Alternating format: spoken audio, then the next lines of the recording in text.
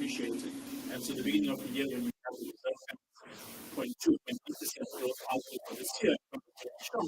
But subsequently, our forecast has also indicated growth outlook in the same ballpark, suggesting that the impact this is going to have is far worse than what anticipated in the Treasury. But it's important to note that it's not that the Treasury's forecast is national elections, because the Treasury has updated its forecast publicly at 3.2.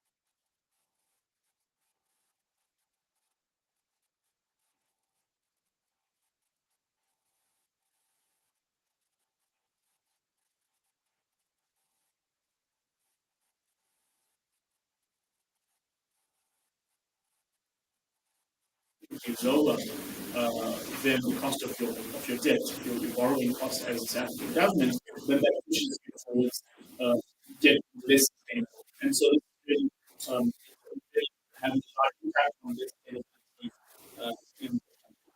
So what we do as public budget, this is quite important, uh, is we try and look at a frequent basis what is the trajectory for public finance and the economy.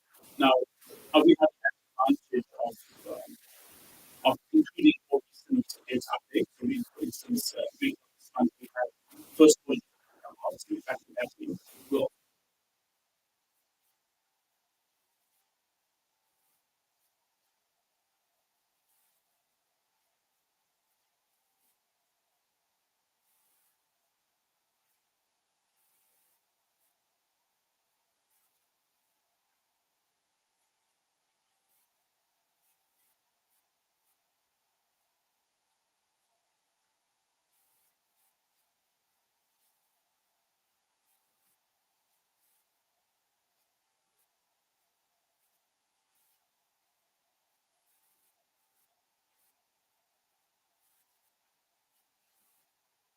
Term. And as a public economy project, in terms of our work and the work we're launching today, um, we don't think that what is contained is the most comprehensive path for public spending over the medium term. So, in our revised outlook, we also know that compensation budget contained in February was possible, and it became a reality with the March agreement. And so, what we put in our forecast are the first 2 years of the March agreement, effectively 3 and 4, which is linked to CPI, and then we're assuming that in 2025 that CPI and public spending on compensation was affect CPI.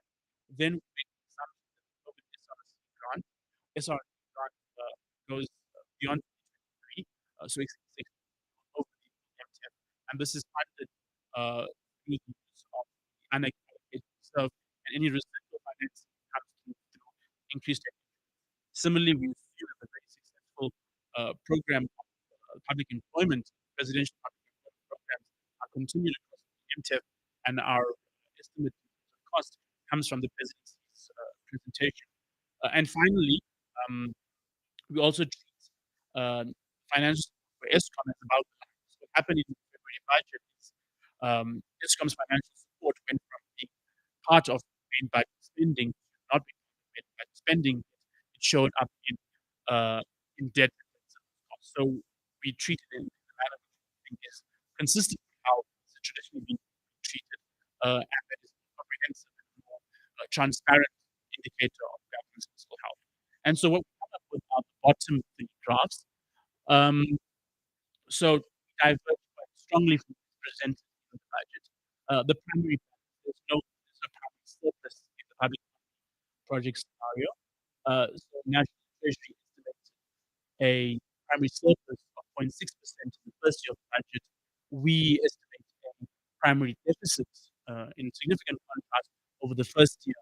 And so there's no improving primary surplus trajectory over the medium term in contrast to the budget. Similarly, when it comes to the main budget balance. So primary balance excludes debt service costs, right? So that's your total main budget revenue less non-interest expenditure. And when we include the main interest cost that takes us to the main budget balance, again, we see a significant divergence from what is presented in the budget um, over the first year and over the medium term. And so whilst the gesturing TPS from last year and the budget this year was that it was hard, sharp fiscal consolidation in this particular year, very strong cut proposed will allow for stabilization of the medium term and a realization of a primary balance in the first primary surplus in the first year, second year, third year doesn't bear out when we use updated GDP and updated revenue estimates, as well as what we consider to be plausible plausible cost of expenditure over the medium term.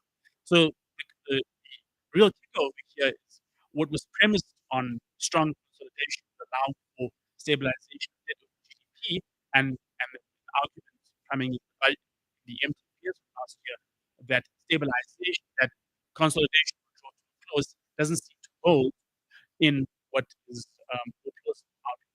Then the question to be asked is, does this mean that further consolidation efforts are required given the debilitating impact this has on service delivery? I'd like to now hand it back to Mike.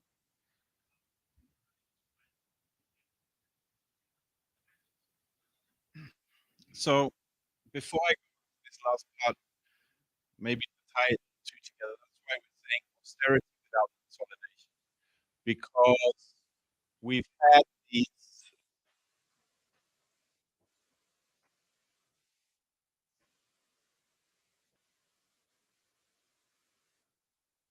public servants have seen a real government employees have seen a real erosion of their incomes. There is austerity facing the front line of service delivery departments. Um, but we don't have consolidation because real economic conditions have changed, the growth outlook is worse, and because financial conditions have tightened, the goal of debt stabilization is now further away than it was before the pandemic. And so the question we have to ask then is, what is the path forward? Are we going to see even further tightening austerity, and what is the social consequences of that path going to be? The other set of issues we address in our paper are the kind of allocated choices that are being made in the budget. And at the broadest level, this graph just shows uh, average spending over the MTF. So how much you spend in billions of rands per year in each year on the of the MTF on average. Can see that the largest spending amount is allocated to debt service costs, 366 billion, 367 billion, more than basic education, more than any other thing. And that's because that is likely to get worse as inflation subsides and interest rates rise. and as government continues to accumulate additional debt. So we've also just divided this allocation into constitutionally mandated social spending, I suppose what Treasury might call the social wage, um, and other functions of government. And you can see that at this broadest level of how much do you spend each year, it's kind of difficult to fault the budget, in my view. Uh, there's not a clear and obvious reallocation of resources between policy functions that jumps out of you. You might say capital transfers to state-owned companies is one thing we would rather live without, but that's another long story that we can debate. So our defense spending is particularly low. Uh, you could look at maybe some reallocations from skills levy institutions into basic education, perhaps, or and the like. But at this broadest aggregate level, the budget is, in my view, allocated quite well. A static allocation doesn't tell you what the choice is, in a sense, because the budget is so large, it takes time to change allocations. To see what are the choices that are taking place, we look at the medium-term path of expenditure, and here we take the base year as 2019 before the pandemic, because obviously since the pandemic, there's been all kinds of turbulence in spending allocations. So since the pandemic, between then and 2024, what is the average annual growth of expenditure? And on the left-hand side, you see it in terms of policy functions, and um, again, these are nominal growth rates. We show you the inflation, the average inflation over that period, so you get a sense of how much is real growth. Uh, but community development, what is called community development and economic development, uh, obviously are growing very rapidly. And this reflects government's commitment to infrastructure spending. Because what is driving both of those things? There are two things driving those rapid growth in community development and economic development. The first is largely infrastructure, specific spending on infrastructure, water infrastructure and roads.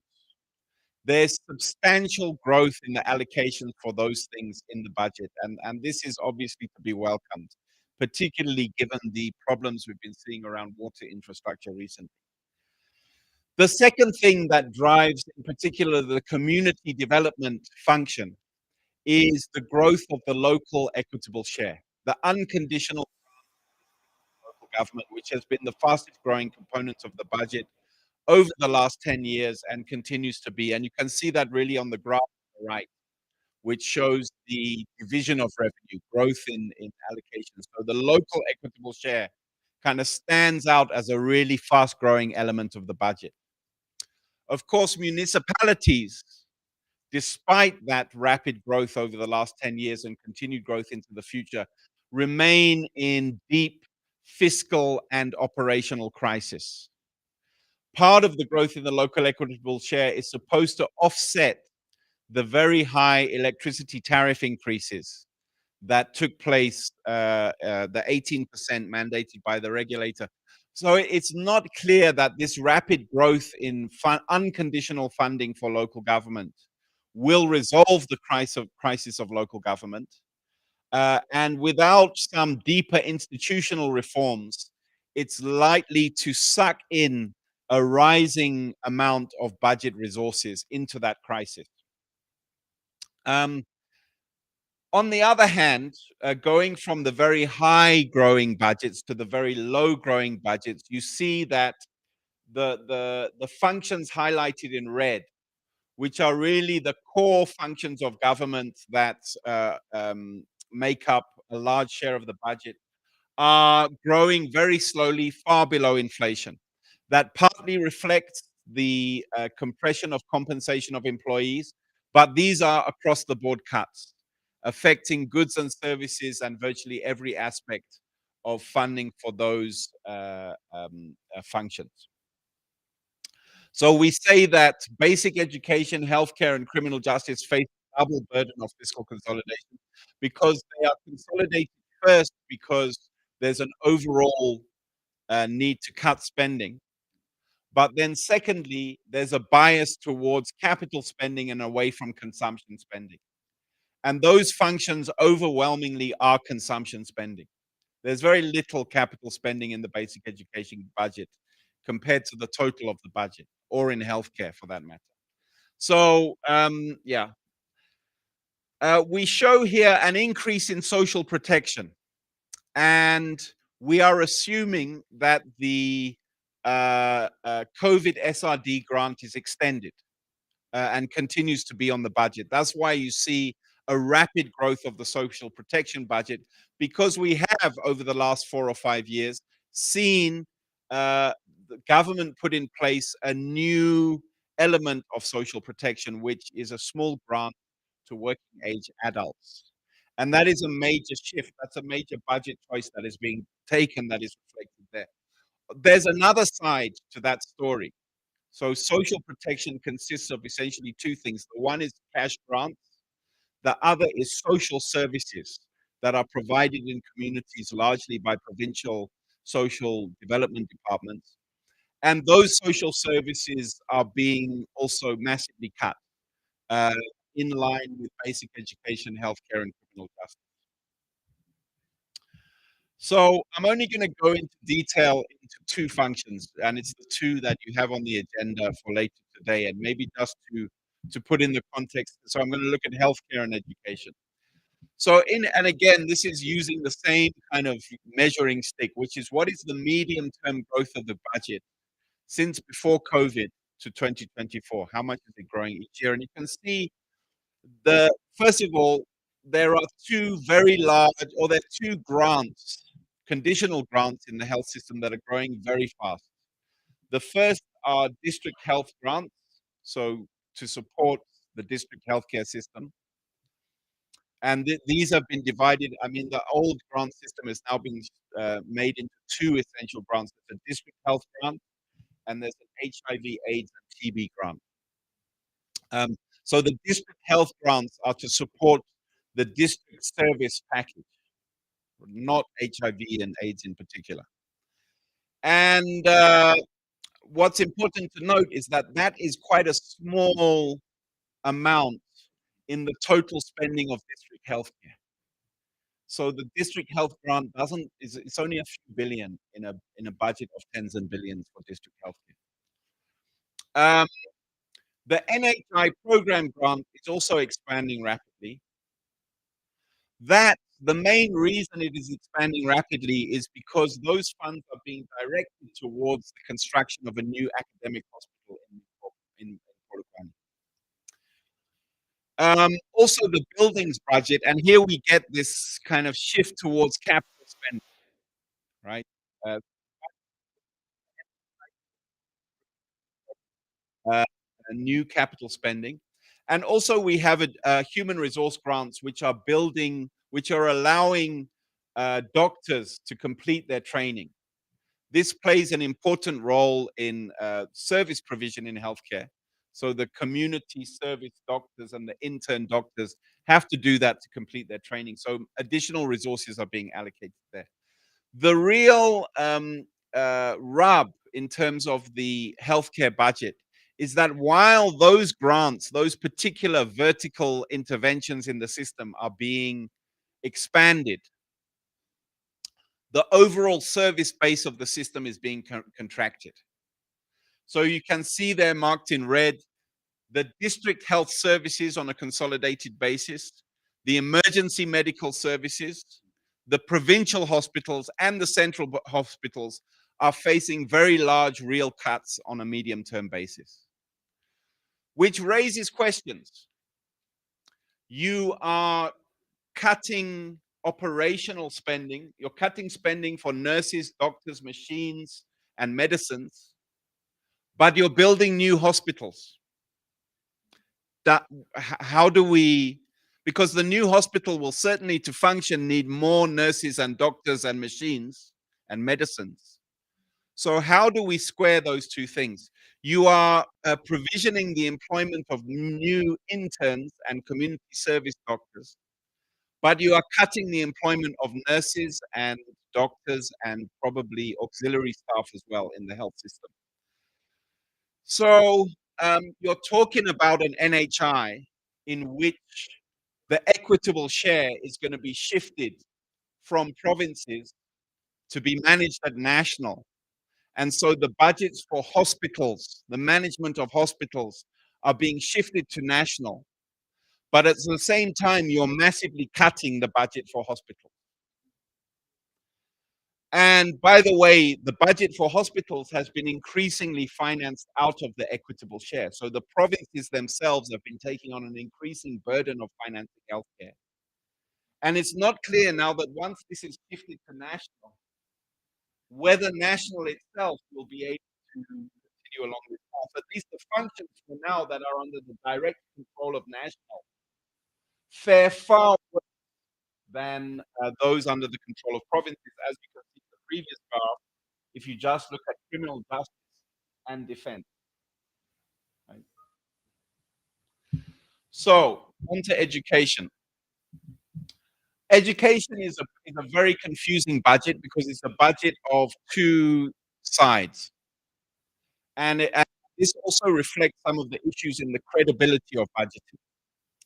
On the one hand, if you look at the annual budget of basic education in 2023, which is not shown here, there are massive cuts in compensation, in learner-teacher support material, in transfers to schools. It's like there's a huge cut in a whole bunch of budgets in 2023. And all of those budgets are budgets that have been growing very rapidly in recent years. And then in 2024, all of those cuts are supposed to be reversed. And you get back to the same budget path that you were on before. Now, the question that raises is, are you trying to achieve okay, the speaker has been muted.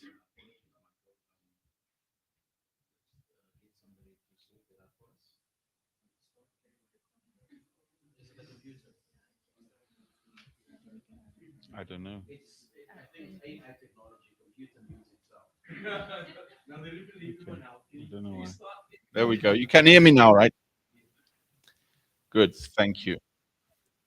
I see. Spencer. You can hear me, right? If you can hear me, I'll be all right.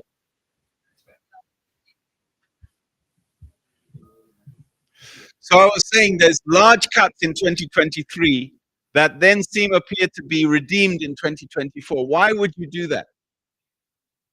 One possible answer is that you have to achieve a primary balance in 2023. You have to meet your fiscal targets in 2023, but we think in 2024 there will be more fiscal space, and therefore we can relent in 2024. And what this is an illusionary fiscal consolidation. So, and the reason it's dangerous is that already, by our calculations in the basic education budget, the 2023 wage agreement adds something like 8 billion shortfall in 2023 to education compensation spending, and about 30 billion for the MTEF. So it's not clear that this so let's say we achieve the cuts in 2023, but then the budget sustainability is compromised by the wage bill, and we need to find resources to fund that in 2024, and the Treasury guidelines are saying, we're not going to give you additional resources. Maybe these cuts of 2023 will be sustained. We don't know. And in a sense, that's the point, is that increasingly we're not sure. The budget signal is not that clear about what is going to happen over the next few years. But it's also just worth noting that in any case, so over the medium term, it doesn't look so bad, assuming that the budget 2024 is right. But we do see large erosion of budgets to teacher training in particular, as well as compensation of employees.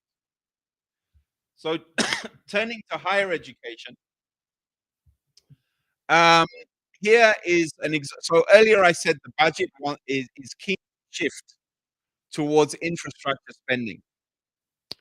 But here is an example of where, if the chips are really down, if the poor hits the fan,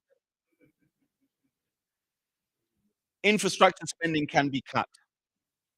And that's what's taking place in higher education.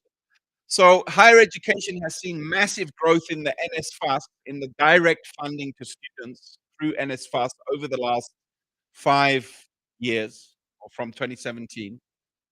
And this increased funding for NSFAS continues over the medium term.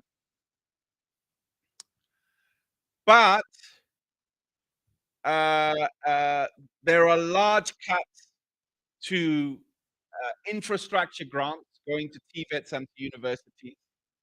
And there's large cuts in core funding for universities and for TVETs.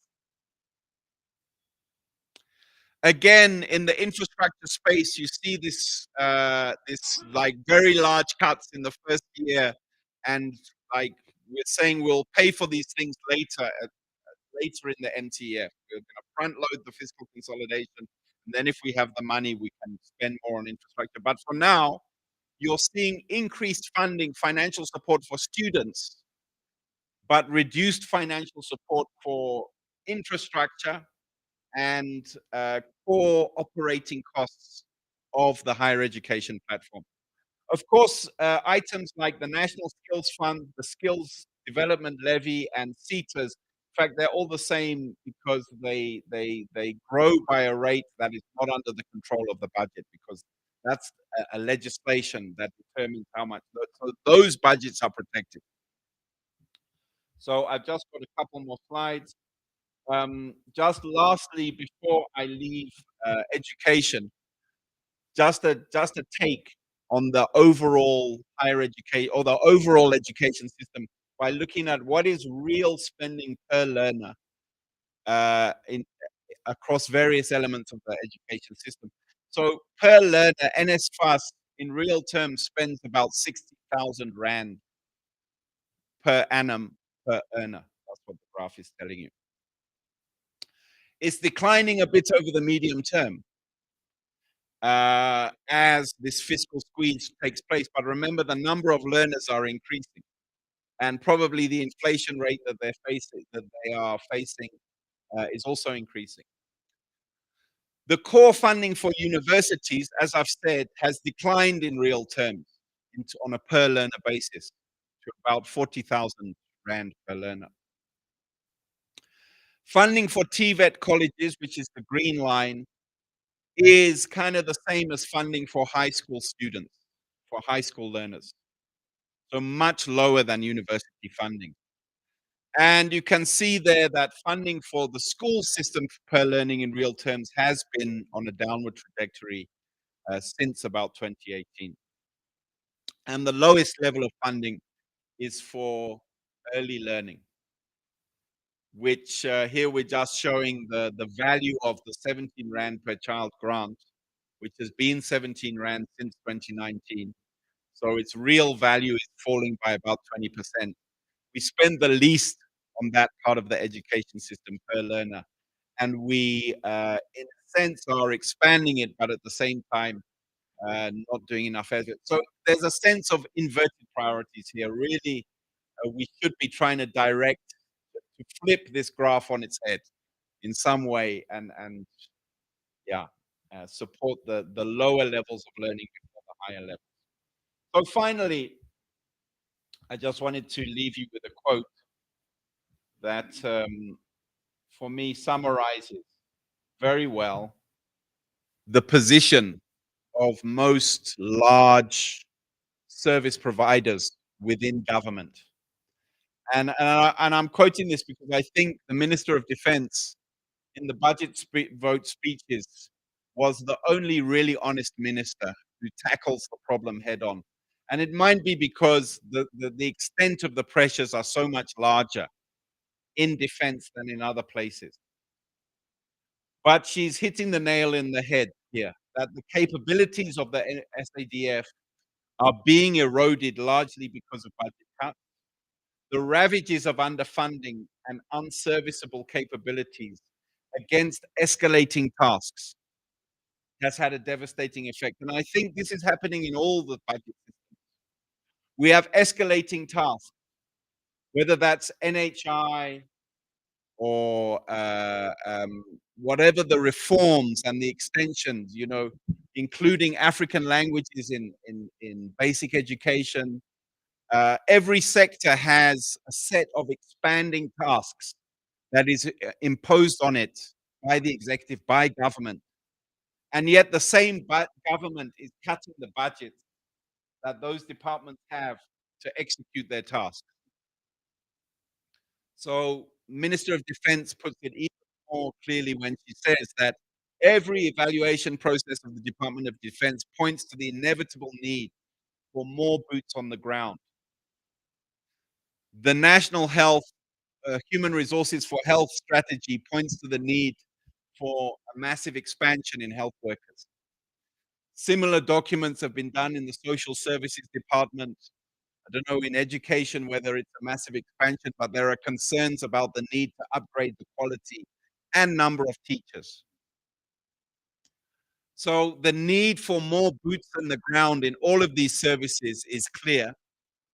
In the police too, the minister has spoken about a large expansion of police employment. But to the contrary, so to execute these many tasks that each department is given, you need more people. But to the contrary, government is directing a downward management of human resource baseline. And it is our duty, it is her duty as the minister to reconcile these mutually exclusive positions. Because sustained funding for the SANDF remains an unavoidable requirement. So this is pointing both to some of the perversities that emerge in public administration. When you have a plan for austerity that is not backed by a plan for reform of public services. Because in a sense, there's an answer to this conundrum. That if we're going to continue down this path of mandating fewer soldiers, we have to change the design of the defense force. We have to have a different kind of defense force. We can't continue on this path with a defense force of 70,000 people with an expanding mandate, increased role in regional security, all of those things that we would like to have, but at the same time cut the budget, because we're going to end up with a completely dysfunctional defense force. And the similar points can be made about hospitals, about the police, maybe about basic education. So thank you very much, and we are open for questions.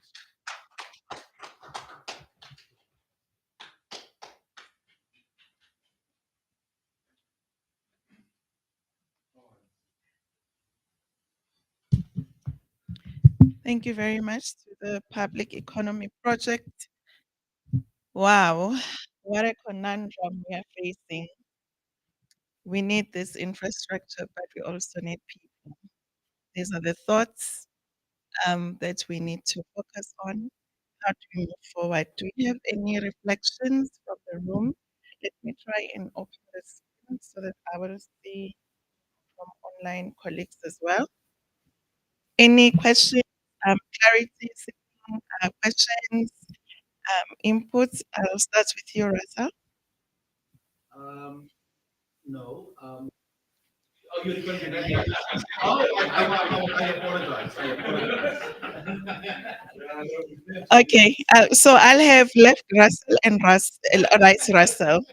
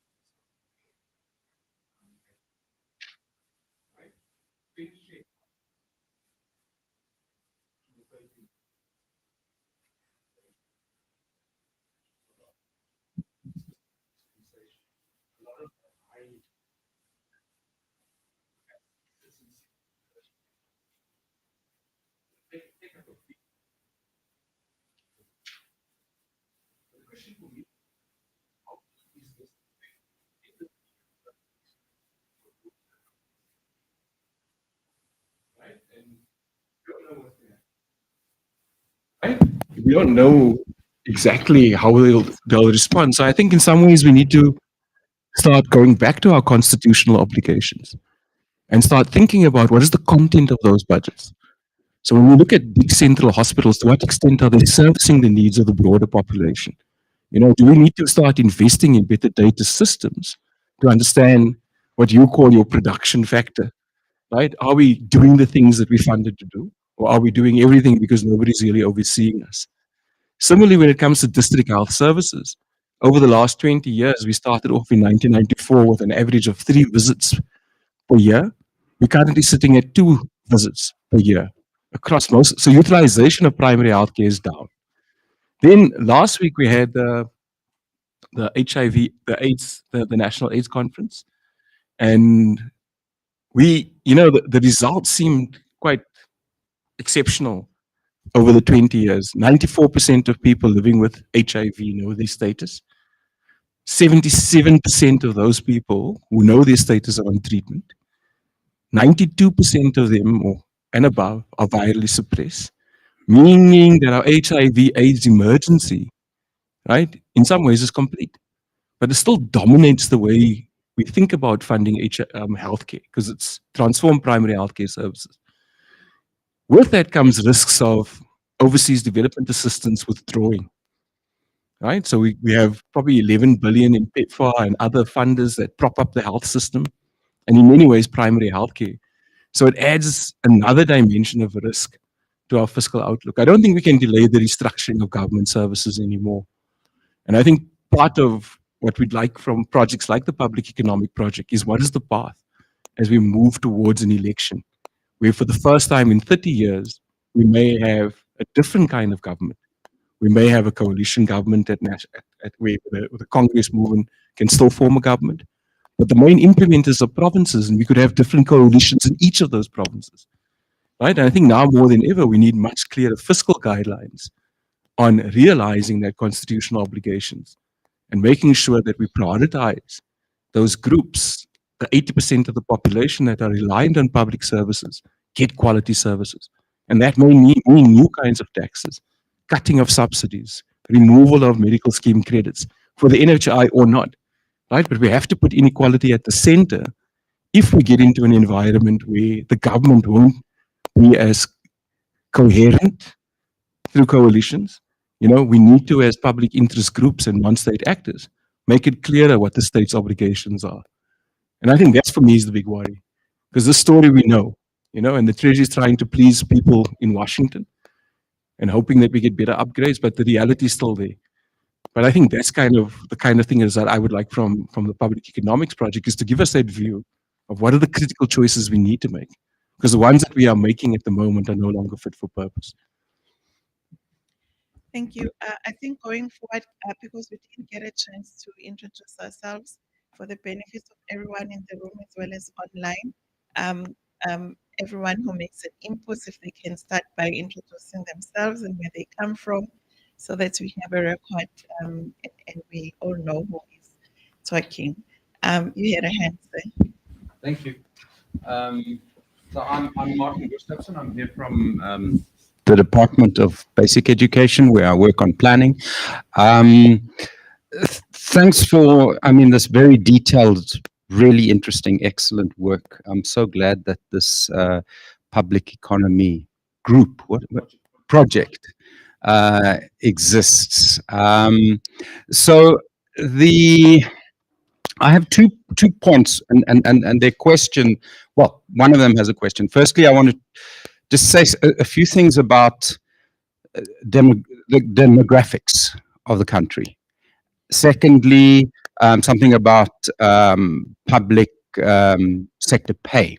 So on on the demographics, I get quite kind of worried, especially sitting in basic education, that we are not looking in sufficient detail at what's happening to the demographics of the country. So what do I mean by that? Well, in schooling, we've seen an unexpected 10% increase in the number of school age children over the last 10 years. It was unexpected. It wasn't in the NDP, and it wasn't in projections. It hit us as a surprise. In fact, the children had already been born, and we didn't know that they were marching on their way to grade 1. So I think the one concern is that we do need to get on top of this, partly because this is important for a cross-sectoral prioritization. There are different age groups that drive health, education, social grants, and so on. And we have very little kind of planning and budgeting in relation to those demographic pressures. And I think part of the kind of, in inverted commas, spending crisis that we're sitting with in basic education, part of it has to do with fees must fall and post-school education, but part of it also has to do with the fact that we're not grappling sufficiently with the numbers of people that we have to deliver services to. Also on this topic of population, I think what's concerning is within country kind of distributions across provinces. So there are lots of questions about the mid-year population estimates. And I mean, I think Stats SA does a relatively good job. This is a problem that a lot of middle-income countries have with their population projections. But I think we need to do a bit better, because certainly, I mean, some of the analysis I've done suggests that provinces are being shortchanged, certain provinces, and it's often unexpected provinces because of possible errors with the population estimate. In basic education, it's kind of easy for us to deal with this because we sit with huge data sets on children, and the disparities between those data sets and what Stats SA tell us are quite alarming. And then I was thinking, what could be wrong in the austerity without consolidation? Because this is very depressing. You know, we don't want to hear all of this. Is there perhaps kind of some light at the end of the tunnel if we look in the longer term? And again, getting back to population, I mean, South Africa and a few neighboring countries have exceptionally low population growth for the next 20 years. It's totally different for most of sub-Saharan Africa. What does that mean? It's on average 1% per year if you look at the Tembisa or UN Population Division.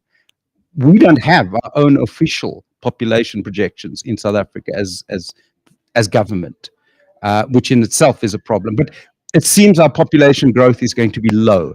In fact, we just need 1% in order of economic growth to keep up with population. So that seems to perhaps be a light at the end of the tunnel. And presumably in South Africa, our economic growth is not as sensitive to population dynamics as it is in, say, China or Japan. So we can perhaps assume that the economy can kind of go on growing even with population growth that's quite low. So yeah, so those are my population issues. Very briefly on the wage bill issues, yes, Michael, you pointed out that the public sector employees have been hit hard relative to private employees. But I think what's interesting is to look at that in the longer term. So, I mean, it seems as if in teachers, for example, they've lost in real terms in the last few years, but they gained a lot from 2008 onwards. So they've been taken back to about 2015, but they're not as badly off as they were in 2012 in terms of purchasing power. And I think in this sensitive topic of the wage bill, I think it's worth kind of bringing that up. My very last point is I was surprised to see your ECD spending figure. It seems a bit high. It's the 17 Rand per child. But anyway, it seemed, I think it's actually a lot worse than what you had in your graph.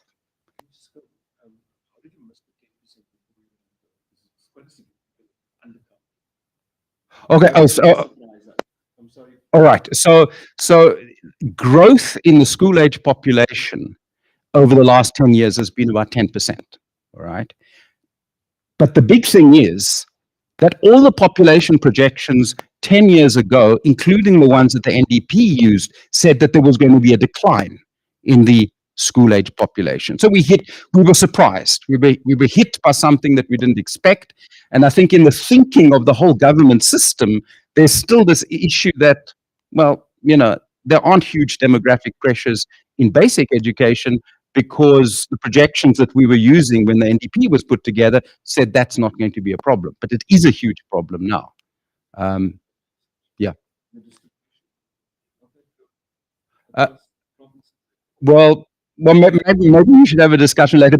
But what is absolutely striking are the massive changes across provinces. Gauteng's growth is absolutely phenomenal. Eastern Cape is a province with, of course, declining school age population numbers. Yeah, but I mean, just to illustrate what's happening over the next 10 years, it's like taking the entire Free State and putting it into Gauteng. That's the growth in the schooling sector in Gauteng. Yeah, thanks. Thank you for that input. We have only one comment from our online audience. I don't know, Celeste, if you want to talk to your comment quickly, please.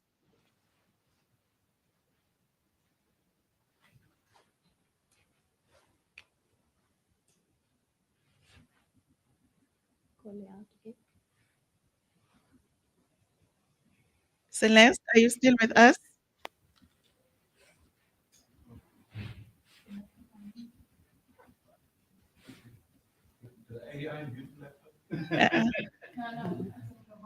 Maybe we can go with the question in the room so long while Celeste sorts this out. Thank you. My name is Eddie Rakabe. I'm from Mistra. So my question is, Michael, with the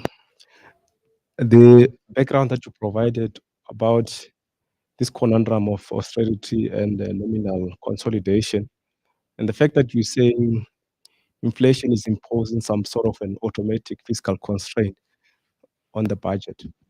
So what would you say is the overall fiscal stance the overall fiscal stance? Is it counter-cyclical? Is it pro-cyclical? Is it neutral? And I'm asking the question within the context of this, grandiose plans around economic recovery plans, where we're supposed to be seeing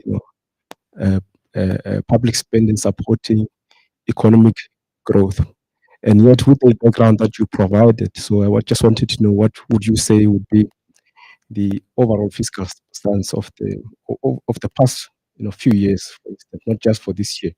Whether is it pro-cyclical, is it neutral, or is it just not working? It's just the fiscal policy is just not effective. It's neutral to economic growth.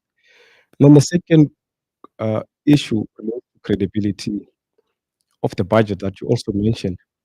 The fact that we've had, stopgap consolidation or whatever you call it, constraint. Is it practical to expect, this stance on consolidation, despite the fact that you've got political pressure on certain spending items?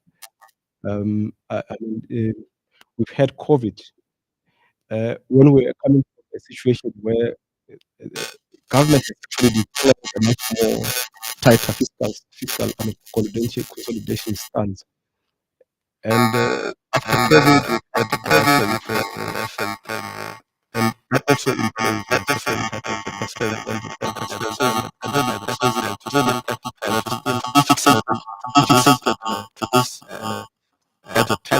Budget targets, the budget ceiling, despite the fact that we've got all these political pressure. So should we not expect the budget to be flexible, as the condition changes? And then lastly is with respect to with the spending choices that we're speaking about. And I wonder whether we're not dealing here with a budget process crisis. So whether perhaps we need a much more qualitative assessment of what is actually leading to the outcomes that you've shown with the graphs. The reason why I'm saying this is because if you look at the composition of some of the spending line items that you have shown to be growing faster than the operational line items, sometimes the composition of such a line item is very fluid.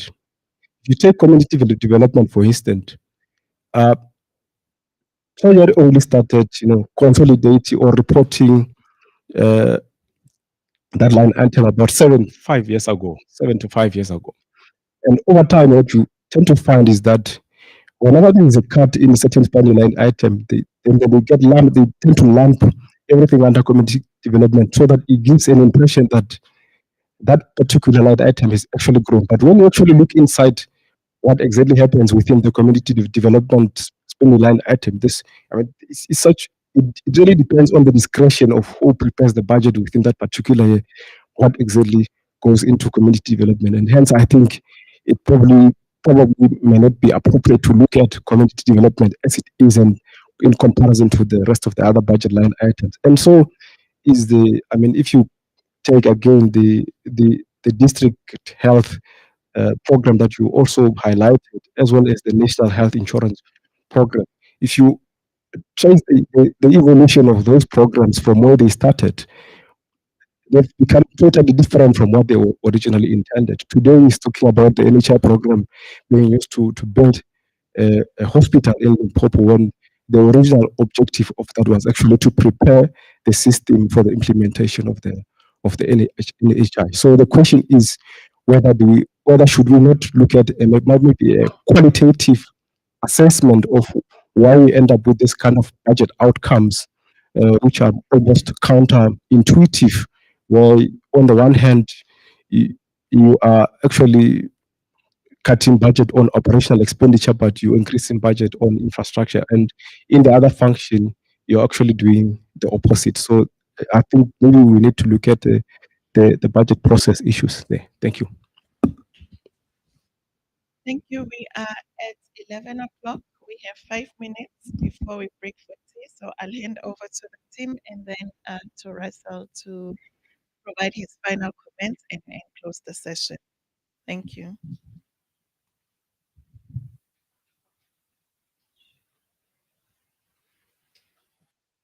Thanks for these wonderful questions. At least here in the Sheraton, my interface with the online folks is not that good. But here in Sheraton, it's a case of better, fewer, but better. Somebody once said. So, very interesting. I think Russell van Rensburg talks about fiscal guidelines on how to achieve constitutional objectives. And also you spoke a bit about the possibility of a coalition government and that kind of stuff. And I must say, it's very depressing to try and give policy advice in the current situation, because the advice might be clear, but the take-up of the advice is more challenging because of political realities that we face. And so while it may be that the coalition government, or we may be going into a more fractious process of governance, maybe more polarized, I don't know. But I suppose the starting point here is if South Africans elect a government in 2024 that is able and willing to act coherently, what would you advise them to do in this situation? And for me, the answer to that question is that you have to address the problem raised by Thandi Modise. You have to address the problem that the budget is walking in one direction and policy is walking in another direction, and the two don't seem to be communicating with each other. And to address that problem, it's not so much about reforming the budget as it is about reforming the institutions of the public of government, whether those are basic education, in basic education, or higher education, or hospitals, or the defense force. That you have to construct a policy that is realistic about resource limits. Else you will be continuously chasing after a policy that, and then you will say that we have bad implementation. No, you don't have bad implementation. You have bad policy because your policy doesn't take account of resource limits. And if you don't take account of resource limits that your own government is imposing, then your policy is just inconsistent. Um, I think Martin Gustafsson raised an important point about demographics and your point about public pay. I think are important long-term questions. And you're absolutely right. Some years back in Treasury, we did some work to do longer-term projections of demographics and marry them to budget decisions. And there's two important points to make about that. The first is that at least in terms of the social budget, we call it a social wage. And I'm a bit uncomfortable with that term. And one of the reasons is that it sounds like a wage is something. I mean, I don't want to be gender insensitive, but it has connotations with men working in factories. Whereas if you look at the actual budget, it is overwhelmingly targeted at children and old people. People who don't, in the normal course of life, are not wage workers. So children have basic education. They have early childhood development, hopefully. They have a child support grant. They spend much of their time in hospitals and clinics. The same for, well, then old people, it's a pension. They have more complicated health problems. Health problems start to emerge. So the incidence of spending is very strongly concentrated on the young and the old. And I think Monet Earthstays at UCT has done this kind of work on looking at the budget. And so how are those populations evolving over time is going to influence how much you need to spend, what is the demand ultimately for services. And I agree, in general, we have this low population growth rate. We had the surprise of the fertility surprise in the 2000s, which nobody expected. Maybe it was the success of antiretroviral therapy is one of the theories that people started having more children. But yeah, as the population growth rate is low, that might be an advantage. The problem is that the economy is growing even more slowly than the population right now, which is why we have declining per capita income. And so there's all kinds of debates to be had about the demographic transition and those kind of things. Also with sorry, lastly, the shifts between provinces, particularly in basic education, is a massive issue. Where I mean, this is not new. Over the last decade and more, 20 years, you've seen a huge expansion of the Gauteng enrollment in the Gauteng education department. And our fiscal system, I think, it's one of the successes that it naturally and automatically accommodates those types of shifts through the equitable share formula and the various formulas associated with the conditional grant. But nevertheless, the further work we want to do later in the year is to look at the provincial spending profiles, and because a lot of this doesn't get determined in the budget, it gets determined in provincial budgets, at least as regards of health and basic education is concerned. on the teacher pay, absolutely, there was, or government workers' pay, there was a big increase in pay in the 2008 to 2012, let's say around there. A very large upward shift in the pay of all government employees. That was motivated strongly by a brain drain of government employees from the government to the private sector, maybe not so much in basic education, but particularly in healthcare. So there was the, and but also to an extent in education, there was a sense that teachers were underpaid at that point, and that there needed to be an increase in pay. So the point I suppose that we're raising here is that facing difficult macroeconomic conditions and the need to adjust macroeconomic variables, who is bearing the burden of that adjustment? And there's a narrative that says public sector workers are overpaid, the compensation budget is blowing up the budget, that's the cause of the fiscal crisis. And in a sense, what we're saying is government employees are bearing a part of the burden of adjustment here.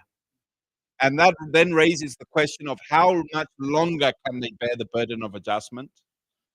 But it also raises the question that if you continue to push down those wages, and the damage may not have been done yet, but if we continue along this path, is this the path we want to continue to achieve the fiscal consolidation? And if you do, will you not end up in the position you were in before the OSD, when you had a brain drain from the public sector? So those are the questions we have to consider. Lastly, and on the ECD, just to clarify, so I showed there, so the grant, the national conditional grant is 17 Rand per learner per day. That's the basis of the grant calculation. The budget for that grant can't possibly meet all the learners who need that subsidy. So it's far short of the population of, say, so there's about 1.6 million recipients of the child support grant between the ages of 4 and 5. But that grant, the budget is only big enough to fund about 300,000 learners. So there's a massive gap there, no doubt about it. But I was just using, because that real value, that metric has been maintained at 17, it is declining. There are also large funds provided out of the equitable share by provinces for early childhood development, which I haven't considered in that metric. Lastly, Eddie, the overall fiscal stance is contractionary. I mean, you just have to look at Treasury's macro forecast in the budget review. Government consumption, which is the G that influence when we learn about Y equals C plus I plus G. The G is government consumption, and government consumption is contracting in real terms for every year of the MTEF. And that is not only contractionary, it's unprecedented. And but when you say contractionary, of course, you're thinking in terms of economic flows. But there's another thing, which is financing. And so the argument for that contraction is that that contraction is necessary in order to allow for lower interest rates. And so once you take account of the financing conditions, you might have a different view, because over the long term, as Rashad said, you do have rising debt. And rising debt, it comes with rising interest rates. And so how do you arrest that path of rising debt, rising interest rate, rising debt service costs, crowding out social expenditure? Is a real conundrum. It's, important.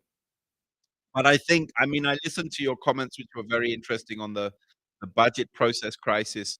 You know, Alan Schick says the first budget choice is classification.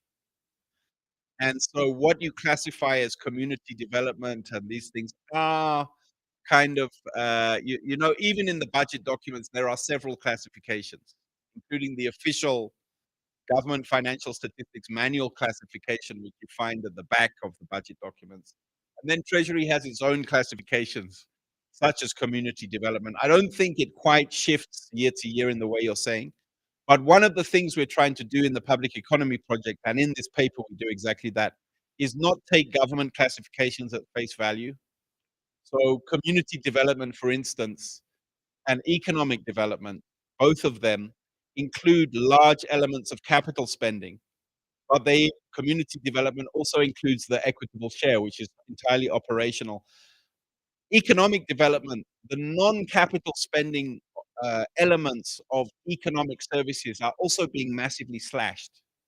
Industrial policy, land reform, and a range of other economic and rural development strategies are being cut. But the whole function group is growing because essentially transfers to SANRAL for roads and transfers to water infrastructure are growing rapidly. So we need to go beyond those classifications. And indeed, I think we need to put reform of budget institutions on the table again, because the reason we're losing credibility, and we go into quite a lot of detail on this in the paper, it's Treasury's response to policy incoherence in a context of austerity budgeting. And so the only way you're going to restore that credibility is by solving Thandi Modise's problem about having a policy that is aligned with your budget. If policy and the budget continue to move in different directions, the budget is inevitably going to become less and less credible, I think. So thank you very much. Thank you, Michael, Rashad, and team. Listen, just bear with us. We have this philosophy that when you invite people to public discussions, I know there is a particular time limitation, but at the same time, you want to have these issues ventilated and discussed. And I really like the engagement. I'm not going to say much. I'm going to just read one or two comments basically from the online folks. One, Glenn Robbins says, Martin, to your point about the issue of migration in the country is quite important. Many of the newer schools in KwaZulu-Natal were built in rural areas in the last 20 years. These have been shedding population to KZN towns and cities and to Gauteng, and the capital budget was spent to support rural urban equity, and now there's limited budget to respond to ongoing urbanization. Similar situation in the Western Cape. When I spoke to the Western Cape, I think last year, for example, there was a push on schools in Grabouw, and then a year later, the very same schools that were, beefed up simply didn't have the learners anymore because people decided to move on, basically. It's a really, really difficult issue. Um, and then, Michael, your point about the inverted priorities, Celeste basically says it's very alarming, especially at ECD and school level allocation. And this trend could be linked to the current education outcomes at ECD in primary and high school. There's definitely a need to address this, especially if we want to see a well-educated population in the next 10 to 20 years. Just one thought. I often speak about the distinction between what I call organic ECD and contrived ECD. Contrived ECD is a program that government basically institutes in order to specifically target those who cannot afford to pay for ECD. Organic ECD works perfectly. You come from a well-to-do household, you get all the good nutrition, the nutrients, you go to relatively good schools, you're in a better position to capitalize on the existing learning opportunities. It's a virtuous cycle. And then the question becomes, if you then do a contrived program where you specifically target the poorest of the poor, how do you do those programs? And I think the key question, I think, just following after Michael about the budget reform practices would be, how do you do policy to the poorest of the poor in a country where poverty and inequality often take away the benefits of your intervention? And I mean, it's a really, really hard question to grapple with, and hopefully we will have some discussions, I think, after tea. So Bile, tell me, we can go for about 20 minutes, tea, and then we reconvene. So online folks, just give us 20 minutes. Please come back, and then we'll start with Jody. Jody will do the health presentation, and then I will do the education presentation. Thank you so much. Thank you, everyone.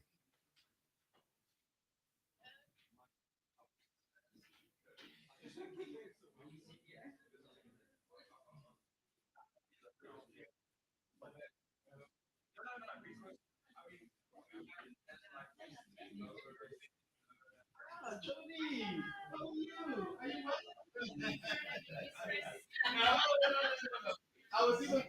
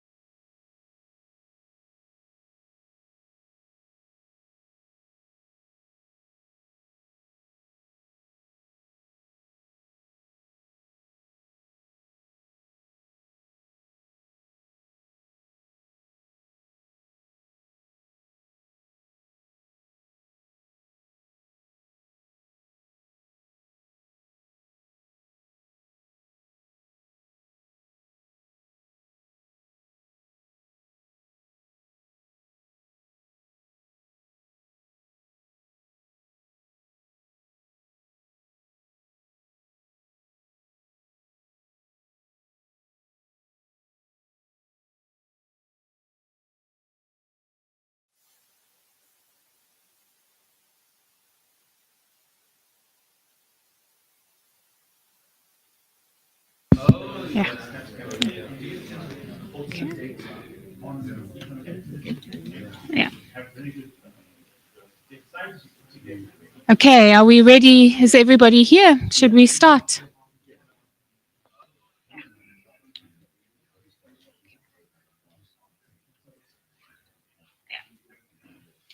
Right, can, for those of you online, is everybody here? Should we start?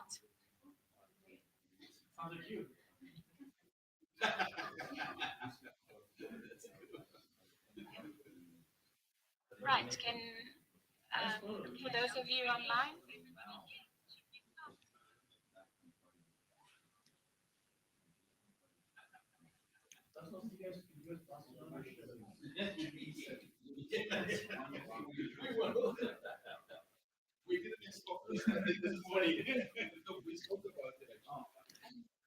I think so. Yeah.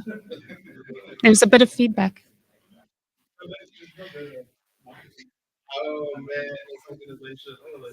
Okay, for those of you online, can you hear us okay? We're going to start, reconvene. Is anybody responding? Okay, perfect.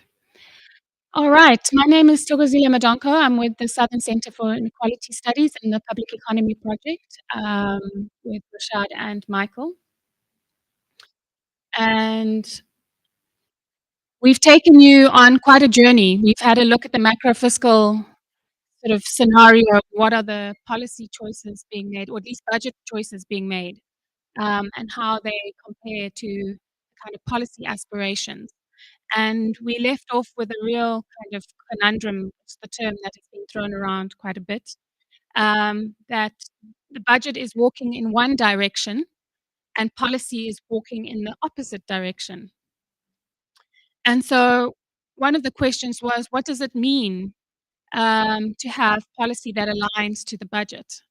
And so we now have two presentations where we're going into the kind of detail of what it looks like. What is the impact of these broader decisions around the budget and our economy? What does it look like in health and education, for example? But our paper, the public economy paper, the spending choices paper, which we'll share widely, looks at defense, looks at economic development, looks at social protection. So we do look at a broader range of services that people are interested in, those package of services that are really important in terms of the constitutional responsibilities of delivering services. So how do you do policy with such stark differences was one of the question. And I'm hoping that both Jody Wishnier, a senior researcher at Precept, who's going to be looking at the health budget brief, and Russell Goldman, who we met, social policy manager at UNICEF South Africa, will be looking at education, really looking at some questions moving from the numbers to the quality component of the work. And their papers are available online, and you can access them as well. So over to you, Jody.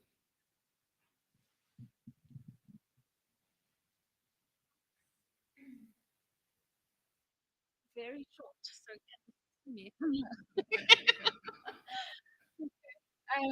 hi everyone. My name is Jody Wishner. It's really wonderful to be with you all today. This is some work that Russell Kabila and I did together.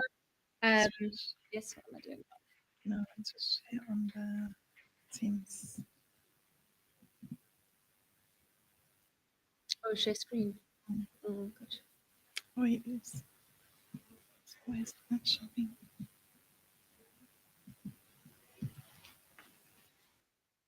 Can you see the presentation?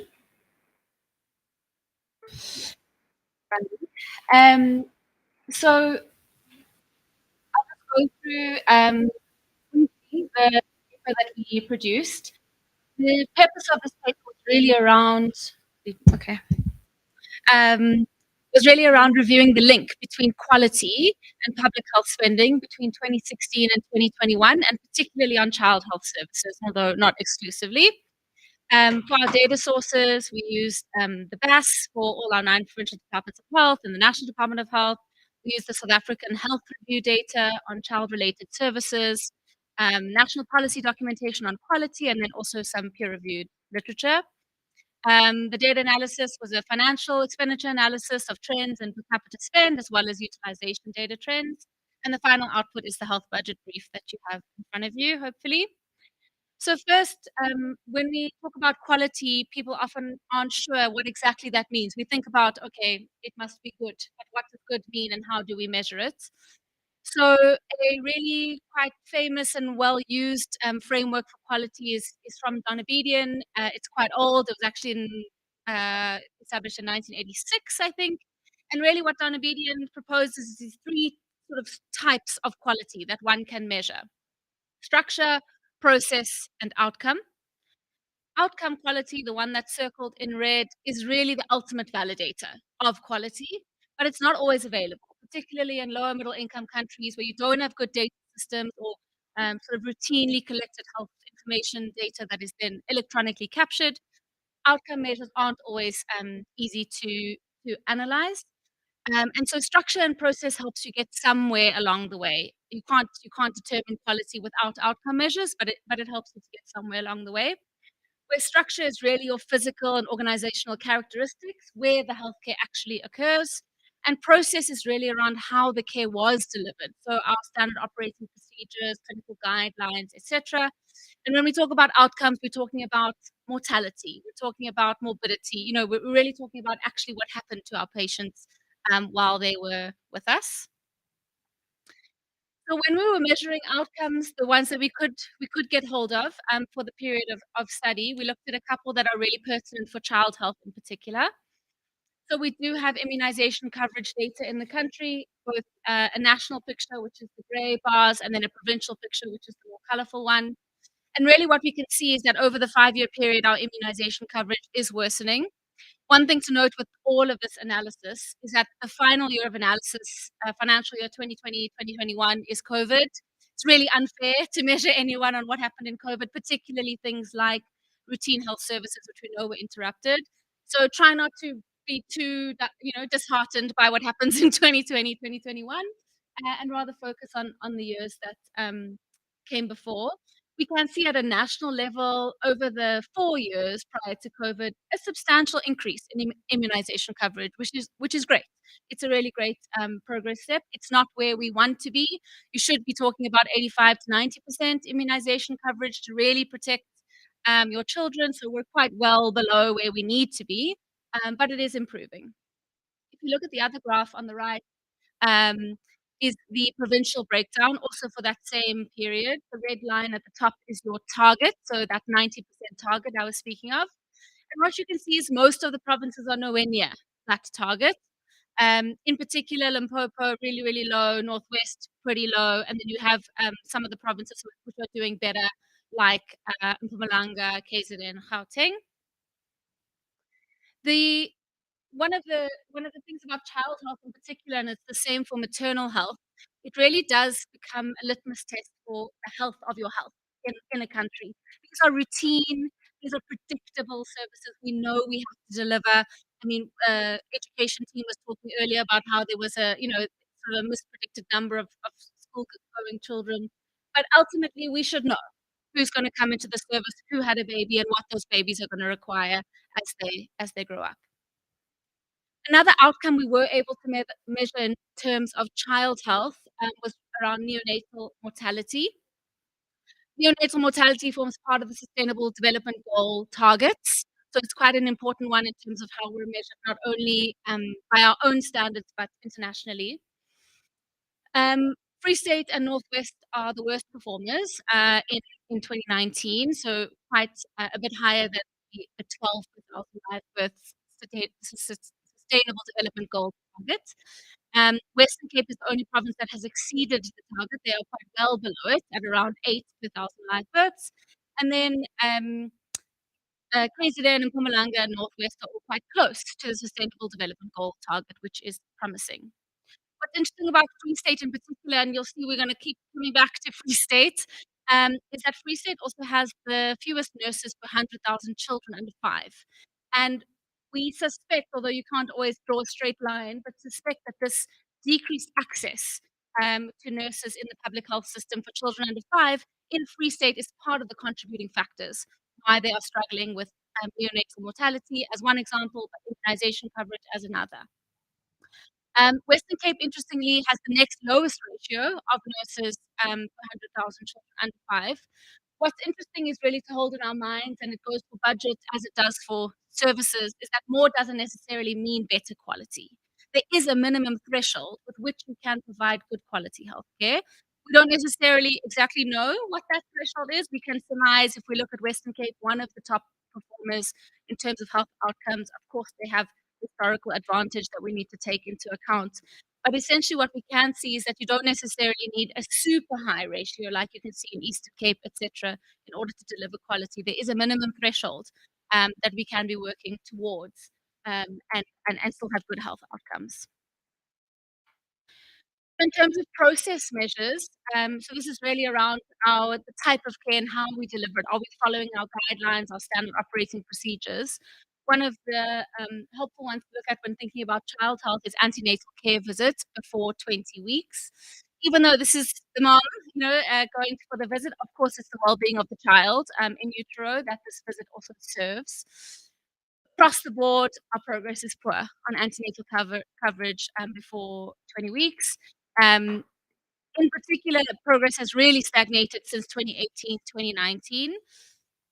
We didn't go into why that might be the case. There are many theories, one of which might actually be insufficient budget, one of which might be insufficient personnel. There are many reasons why women feel they can't access antenatal care. But the important thing about antenatal care and process measures in particular is they give you a way to know why your outcomes aren't where they are. So yes, outcomes are your ultimate validator of quality, but process measures help you to figure out where is the problem that's relating to that final outcome. In terms of our structural measures, there really aren't a lot. Unfortunately, we aren't routinely getting reports from, for example, the Office of Health Standards Compliance, etc., on how our facilities are doing. The last one was several years ago. They don't report on all the facilities. Perhaps it's questionable whether that's their role or not, but ultimately the data is not really available for how all of our facilities are doing against our ideal clinics and now more recently our ideal hospital standards. What we can see is that the budget for health infrastructure is low and declining in many cases. And in particular, where there were some increases, you can see in 2020, 2021, the blue bar over here, obviously that is COVID related. And what many of us will know from working in this space is that often there is money for new builds and not much money for maintenance. So part of the situation we're seeing ourselves in at the moment is an insufficient budget for maintenance of health services. So in terms of health spending, I know you've gotten it all from the Public Economy Project recently, so this will just be very brief. But there is an evidence of a reorientation to primary healthcare, and that is aligned with health policy nationally. We have been pushing for the last, 10 years almost to tell provincial departments of health, you need to be applying budget in your primary healthcare space because that's where you prevent further ill health. So the red bar is Program 2. Most of you will know that's District Health Services, which houses primary healthcare at district hospitals. We can see it's been increasing. And the hospital spend Program 4 and Program 5 has been decreasing, neither very materially. Primary healthcare up by 2%, hospitals down by 2%. So, it's not super material, but it does show an evidence of some intention to reorient over this past 5-year period to primary healthcare. This next one is really around primary healthcare in particular. So in Program 2, you've got district hospitals sitting there, which can sometimes make it seem like you've got money going to primary healthcare, but really it's sitting in your level 1 hospitals. So it is important to really understand what proportion of that funding is in your primary healthcare facilities, whether fixed or outreach services, and what proportion is actually going to the district hospitals. So you can see it's about 1/3 hospitals, 2/3 primary healthcare, and there has been a 30% growth over the period. Although when we exclude the pandemic period year, then it's slightly muted at 12%, but still fairly good growth. But as I'm sure the Public Economy Project team touched on, National Treasury's medium-term expenditure framework shows negative growth for primary healthcare in 2023 and 25. And we expect primary healthcare expenditure to go below 2019 levels in 23, 24, and 24, 25, which is concerning.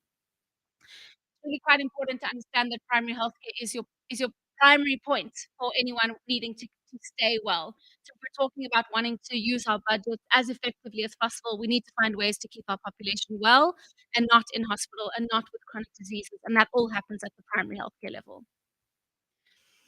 What we can see is that over the period that we looked at, budget hasn't kept the pace with the population in many of the provinces. So where the cells are highlighted in red, that means there was a real decline in the expenditure per capita for this particular province. So you can see in 2021, quite substantial across the provinces. 2020 was not so bad, again, COVID. And then 2019 you can see. But ultimately, if we skip out 2020, we can see there is a worsening of the budget not keeping up on a per capita basis. We see Eastern Cape and Mpumalanga, Northwest, small growth in health expenditure were insufficient to accommodate their population growth, and the expenditure per capita uninsured was below the national average. Now, the national average is by no means what it should be. It just is what the national average is. So one can do an analysis to say, is it above or below? But really what, a lot of work has done, I've done before with National Treasury as well, is really try to cost, actually, what does it cost to provide primary healthcare services? But if we were to do that and multiply it out, you soon blow the budget. So the average is an indicator of equity across the provinces, but it's not necessarily an indicator of what you need to provide quality care. So in terms of some of our recommendations, just really briefly, in the short term, given the immunization coverage results that we found, there really is a requirement for mop-up immunization campaigns in all the provinces. This is quite critical. We've heard from some provinces that this has started to happen, but of course the funding for those mop-up campaigns is really important to make sure that they can actually do their routine services for those who are entering and mop up those who we lost over the COVID period. The other is COPC stands for Community-Oriented Primary Care Interventions. Those are interventions that are happening outside of the fixed primary healthcare facilities. And really what we're saying there is at the moment, there's a lot of heat on the provinces because when we look at their annual expenditure trends and utilization trends, we're just seeing this continuous decline of headcount in primary healthcare facilities. And people are saying, that's worrying. Why aren't our patients coming to our facilities? And the provinces are saying to us, no, you told us to orient to community services, so we did that.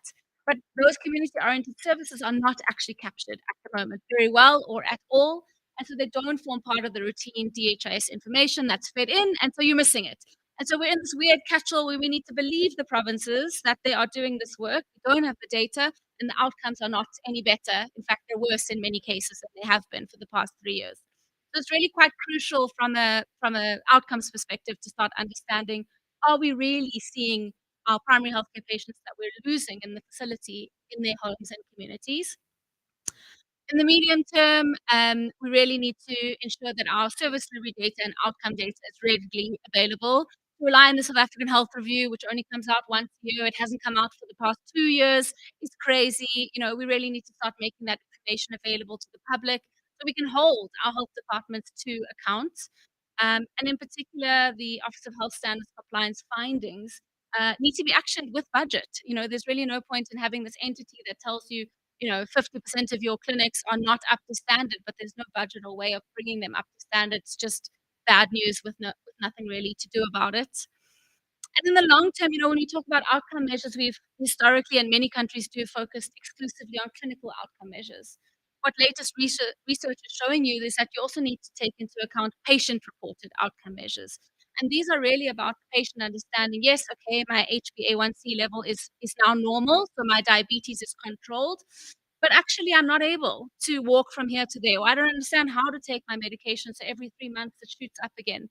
And those patient-reported outcome measures could start moving us to value for the patient. And then you're really talking about quality in a health system. Collecting prompts doesn't have to be super intense or super difficult. You can start, we're actually hopefully as Percept, where I have been working, we're starting with the Western Cape Department of Health to start trialing collecting prompts. So hopefully there'll be some examples and and interest around what that can really do for understanding quality. And the last is really resource allocation based on need, demand, and quality. And I think in the previous session, really talking about the fact that our policies and our budgets aren't talking to one another. And part of that story is that our budgets are created by people who don't really understand healthcare, and vice versa. And what what I think we really need to start working on is orienting one another, budget and service delivery folk, and how each of us work, so that we can produce sort of budgets and policies and plans that speak to one another much more coherently and are actually directed to the work that we're supposed to do together.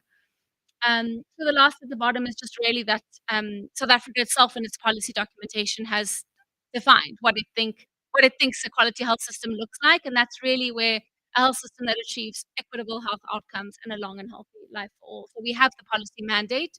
It's just now about implementing it. Thank you.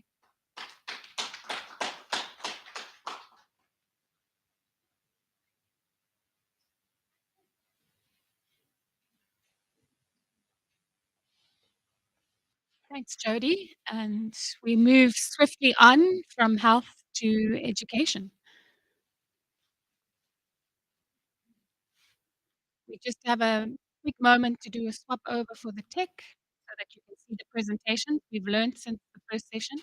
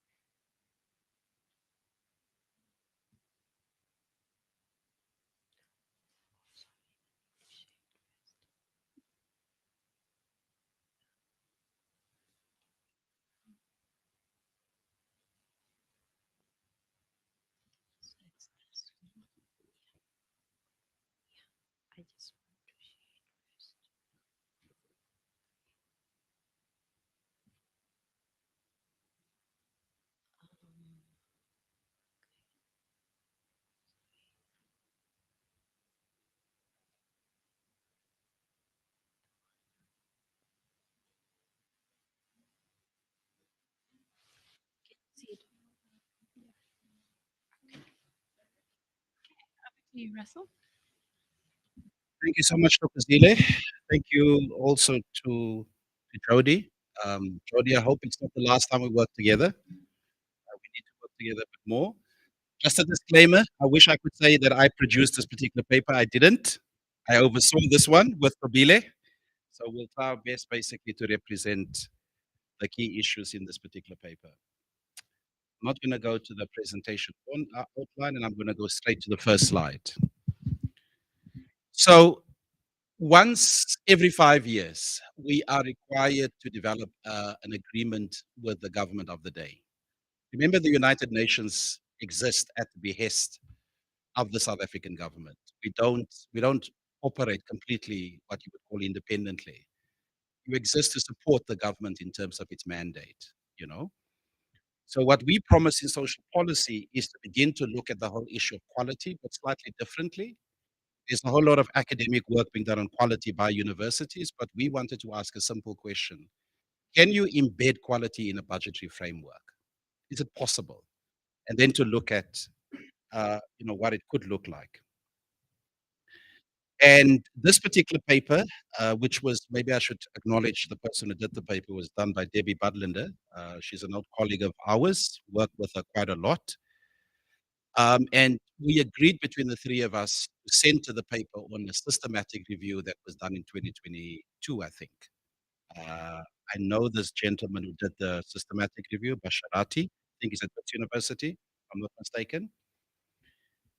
And what that particular study did, it looked at all the sort of empirical, quantitative work that was done between 1994 and 2016.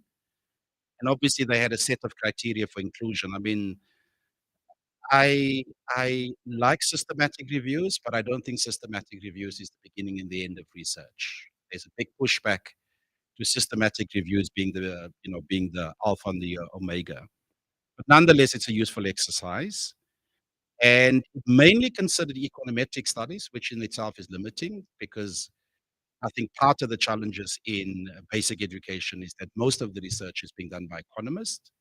They should also be done by people who specialize in education, political science, sociology. We need to broaden the debate about quality basic education in South Africa, nonetheless. So this gives you an idea of some of the things that they've looked at basically. So learner targeted support, teacher development initiatives, learning and teaching, study materials, management and governance. These are all the effects they found to be significant. Infrastructure and facilities, they looked at that. Structural reforms, which is the district development program, community and family involvement, which is a big issue in South Africa, and then integrated school development. So a whole lot of different effects were picked up by the systematic reviewers. So what were the key findings from that review? The interventions in one context don't always translate into the same effect into another context.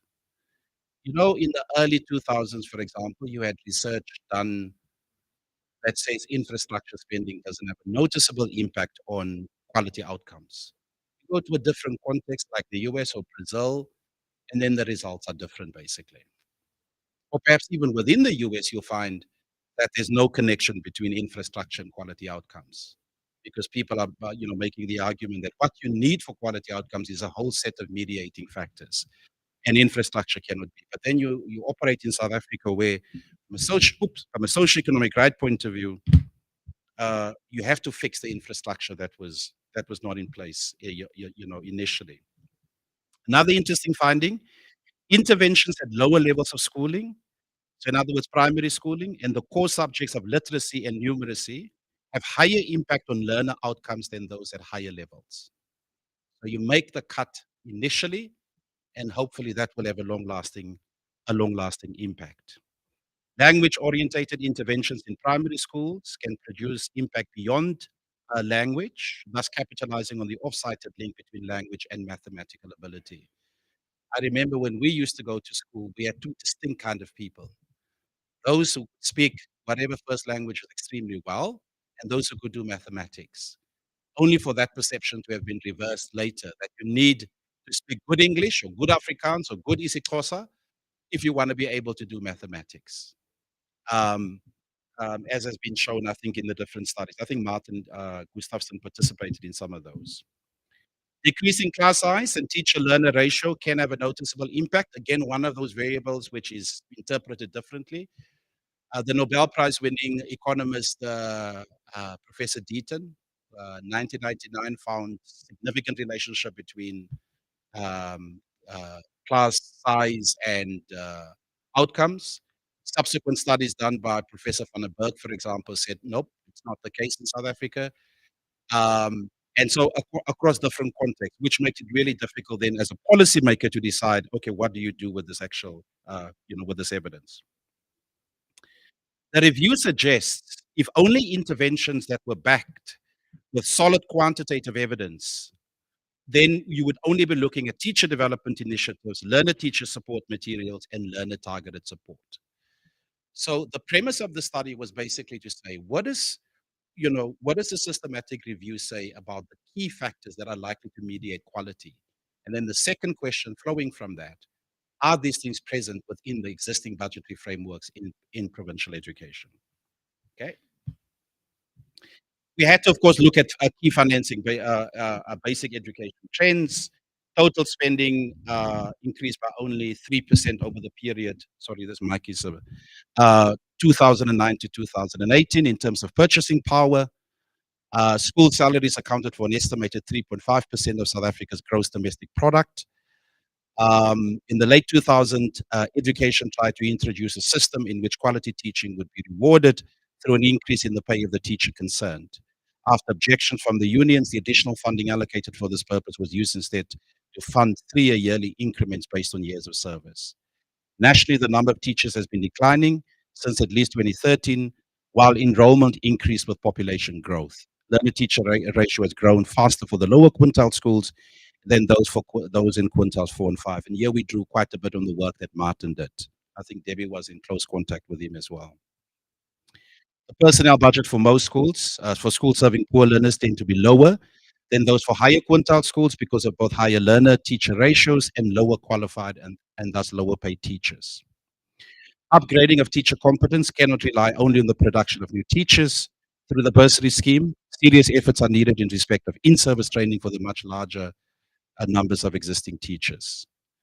Then on the non-personnel and non-capital subsidy alone, it's less than 10% of the provincial education budget. I was criticized by Equal Education not so long ago for emphasizing the non-personnel, non-capital, and they were saying to me it's only less than 10%. But my pushback was, if you look at the child support grant, it's about 500 rands a month, and yet it makes a significant difference to the outcome of young children. So you can't just look at percentages and then decide what's significant or not. Quintile 1, non-personal, non-capital, was in real terms lower in 2021 than in 2007. And while the nominal amount allocated for learner teacher support material in DBE's own budget has increased in most years, when adjusted for inflation, the trend is downward, except for 2021. So let's bring these two things together. And the question is, do budget frameworks in basic education support quality? It's a provocative question. It's simplistic in its orientation or in its intent, but I think you can actually reveal and unearth quite a bit. So while the latest review suggests that the focus should be on primary school interventions, there's no evidence that the basic education sector funds the primary and secondary schools differently or unequally. And of course, in South Africa, the argument will not fly that you've got to prioritize primary schools because there's a massive demand for secondary schools, and secondary schools would be your entry point into the university sector. And we all know how important the university sector in South Africa is. Existing budget frameworks do provide for core spending items such as learner support teacher materials, but it raises the issue of the adequacy and the fact that such budgets was subject to corrosive inflation effects. Martin will remember when I was still at IDASA, these were the sorts of issues that occupied my mind most of the time, raising the issue around adequacy, are these things enough, etc. And these questions still persist.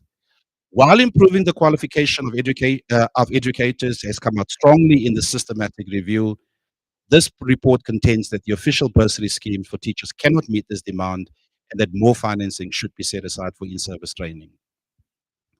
And while disagreements are likely to persist about the relative importance of infrastructure spending in determining learner outcomes, this report notes that infrastructure spending must provide the bare necessities, and this should be non-negotiable in education financing framework. Even somebody like Professor Jonathan Jansen said something similar. There's a human rights component to all of this, and you can't just dissolve it within a quality equation. While there's now explicit recognition that smaller classes should be the norm, existing financial frameworks have not yet recognized that the learner-teacher ratios have grown faster for schools in the lower quintiles as opposed to quintiles 4 and 5, thus introducing further inequity, which is an issue.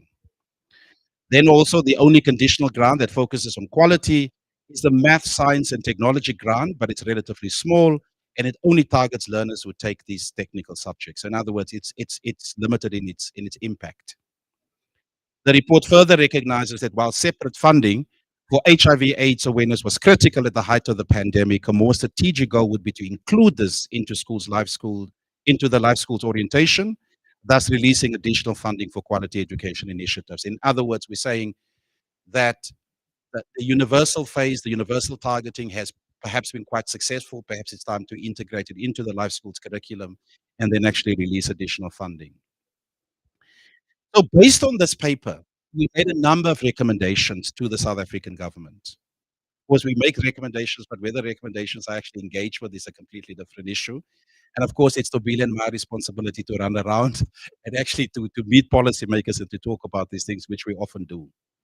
So based on the key findings, we encourage our government to do the following. Rethink its redress funding model as encompassing more than simply the non-personnel part of the basic education budget. Support the progressive allocation for teachers. This could be done through revisions to the formula for the education component of the provincial equitable share combined with the change in the methods used to allocate teachers and the associated budgets across schools in the different quintiles. It's a touchy subject, basically, but this basically sort of institutionalizes, I think, the equal education critique that says in the end you need to talk about how teachers are distributed, but of course it's difficult. We've tried to actually force teachers to go to particular schools. It hasn't worked. It was successfully challenged legally. But I think the general notion is that perhaps you need to put a quality teacher in front of kids who need it the most. Whether that will solve the issue of cognitive deficits is a completely different issue. A famous quantitative education researcher, Stephen Raudenbush, uh, he feels that what the poor basically need is more education. So if you're going to up the quality, you need to, for example, have weekend classes, you need to have holiday classes, you need to really drill additional knowledge, into students. So it's more, but more quality stuff, basically. And of course, obviously, sometimes we have this disheartening uh, observation that those who teach mathematics actually can't actually do the curriculum. Institute immediate measures to ensure that all teachers have the required competency levels. This is about skills, knowledge, and commitment. I just read Professor Jansen's article. He says, you can have all the knowledge in the world, but if you come before your class, you must look enthusiastic. I don't know if that solves. I wish I had an enthusiastic mathematics teacher. Mine was very dour and stern, and he really, really made it difficult for us to love mathematics. But nonetheless, even that little bit he gave us made a significant difference. While this report recognizes attempts to introduce performance-related increments, ensuring that the quality of teachers is constantly upgraded must remain a top provincial and national priority. You have to have quality teachers. You have to have. I mean, there's absolutely no doubt. I mean, it's the most obvious recommendation. There's nothing earth-shattering about that. Consider integrating the content of the HIV/AIDS life skills awareness into the existing life skills orientation curriculum. This is about releasing a bit more money for the basic education sector. When I was asked by UNICEF to make a prediction about what's likely to happen with the sectors, my prediction was the following. And I might be wrong because remember, Russell asked Michael and Rashad if the composition of the government were to change, would these assumptions basically still hold? And I made the prediction that basic education is likely to be de-emphasized because politicians have realized that the experiment with basic education, perhaps as an ignition point for South African society, for the economy, has stalled.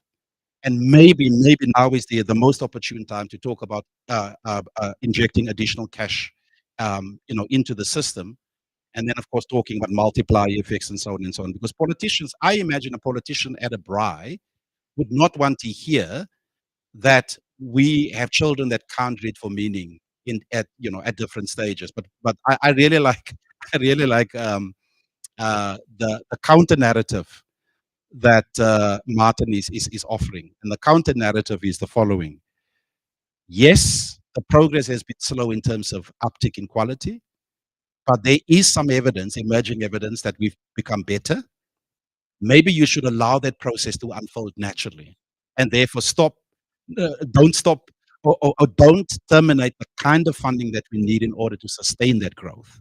So that's a counter narrative, basically. But we don't get to hear it because if you consistently hear we can't read for meaning, then definitely the story has to be changed. Something quite interesting to consider. Consider introducing a new indicator called effective enrollment that combines access and quality. And the indicator was proposed, I think, by Martin's colleague, Professor Spau. The proportion of children in the population, whether in or out of school, who reach specified literacy and numeracy benchmarks. We will certainly do some more advocacy work on that particular indicator. Put more effort into developing, using, and monitoring education indicators related to quality education. There was Martin, there was a report in your sector. I think it was done by the Bell, these computer people. And you know what I found it fascinating? They were saying, in the education system, you've got these hordes of indicators.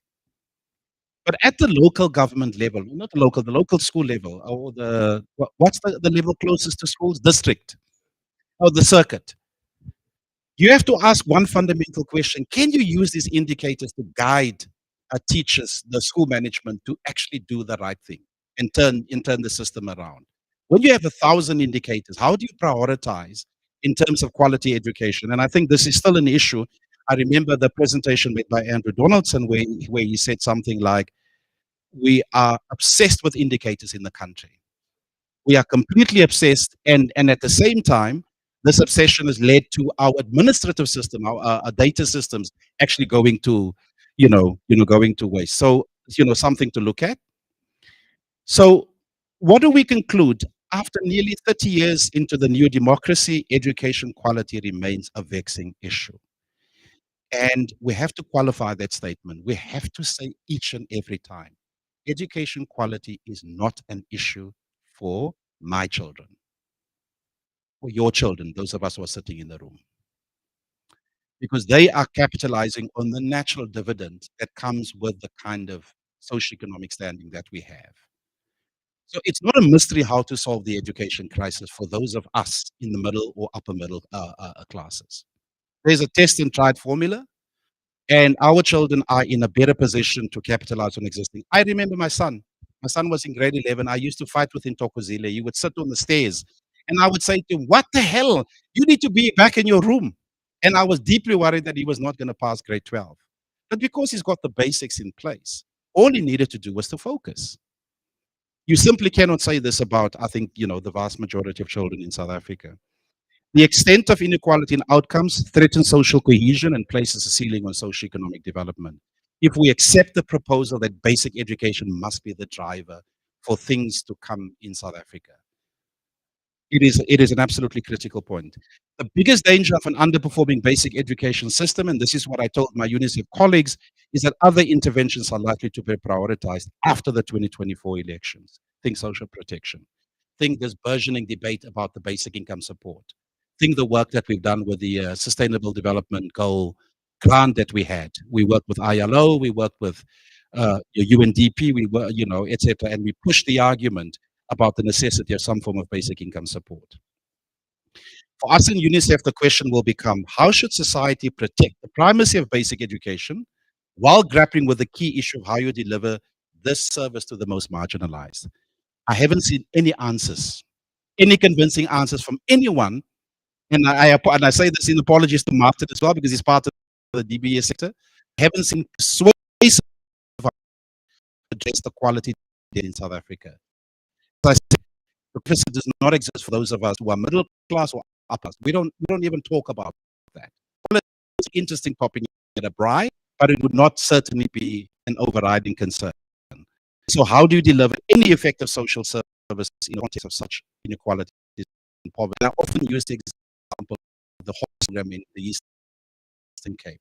If you have a need for new nutrients or whatever, and the child is undernourished, push the child into a hospital program, quite successfully done. Child comes out, looks well and plumb and everything, and etc. And a couple of weeks later, that same child is going to be pushed back into the system. So we need to find an answer for the vexing issue of how to do policy in the context of great poverty and inequality. Let me stop there. Thank you.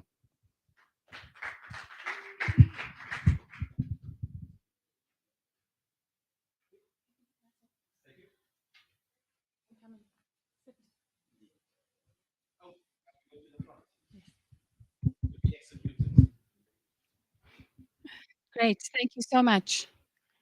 So again, we're seeing the contradictions between, how do we square this circle? Although I did see a demonstration that if you bend a paper a particular way, you can get a circle through a square hole. So it can be done. And so part of what we need to do is bend the paper, essentially, from what I can tell.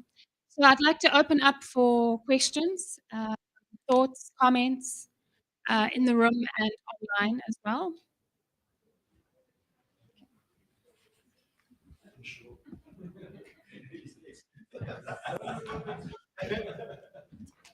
Thanks.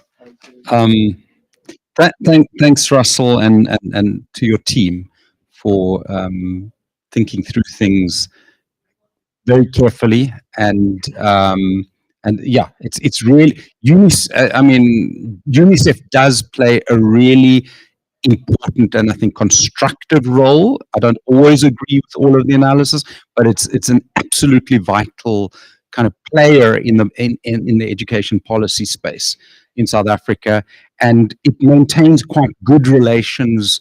Its communication is good. It maintains good relations with government, with NGOs. It's a very respected institution. So this is it's great that you are looking at these things. So first, just to clarify, I mean the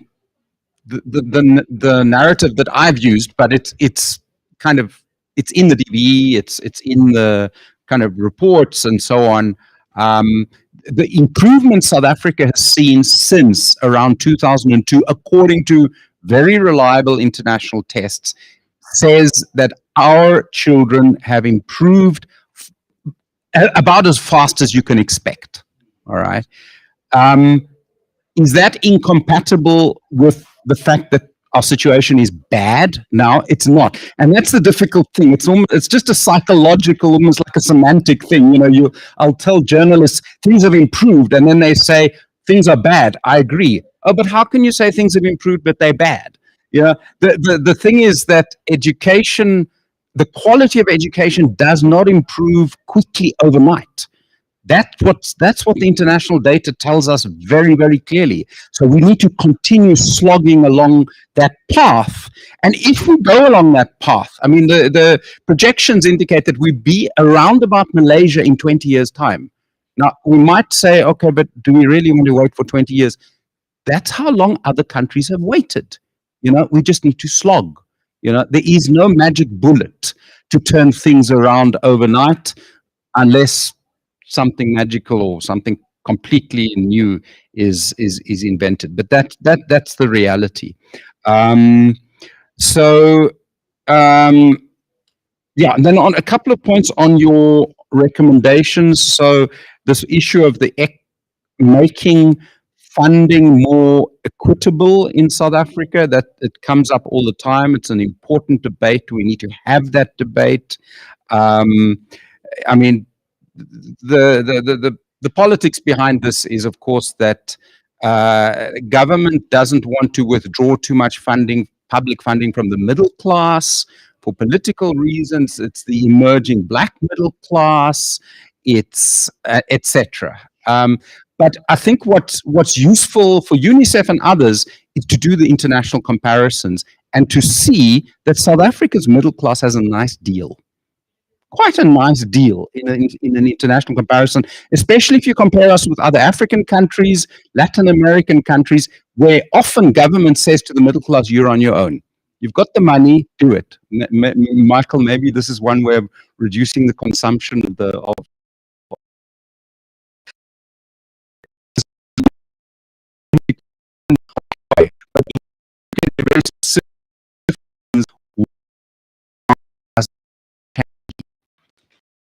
I would say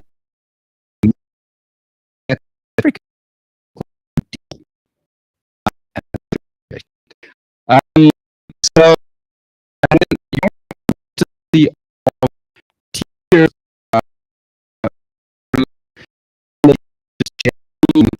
I saw on one slide you said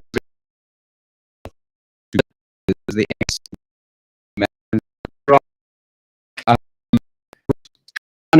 argument, should you have programs that specifically focus on quality, or is the whole project of school about quality? You know, is the entire budget about quality? And that's a debate one needs to acknowledge. I mean, I tend to say, just make quality the thing that pervades all budgets in education. I mean, some would argue that it's dangerous to say this is a conditional grant for quality, because then other people can say, oh, we're not dealing with quality, they are dealing with quality, you know? So, and then your vexing issue around primary schooling, how do we get this right in South Africa? It's often a vexing issue in South Africa, but it shouldn't be vexing. The kind of the research, the UNICEF, UNESCO, they give quite clear indications of what we must do. And the one absolute gap in South Africa is we don't have good monitoring of basics like reading in primary schools.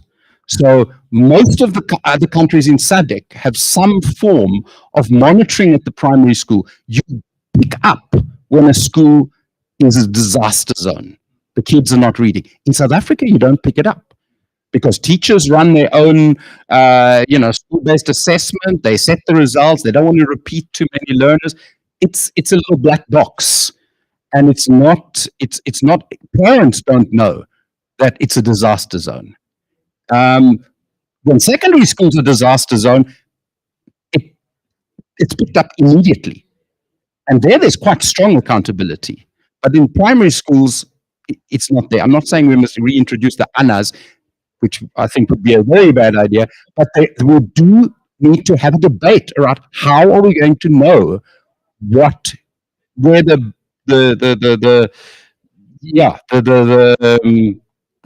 drought areas are in terms of reading in primary schools. And finally, one of your recommendations was you need another indicator around, effective enrollment. Maybe the DB doesn't communicate this strongly enough, but I think that the information is there. Maybe it just needs to be packaged better. But I think the DB does a relatively good job of being transparent about those, especially at the secondary level, and even for the primary level as a system. The problem is we don't have information on individual schools. Thanks. Thank you. We've got a question online, and then I'll come to Russell. Andrew, would you like to ask your question?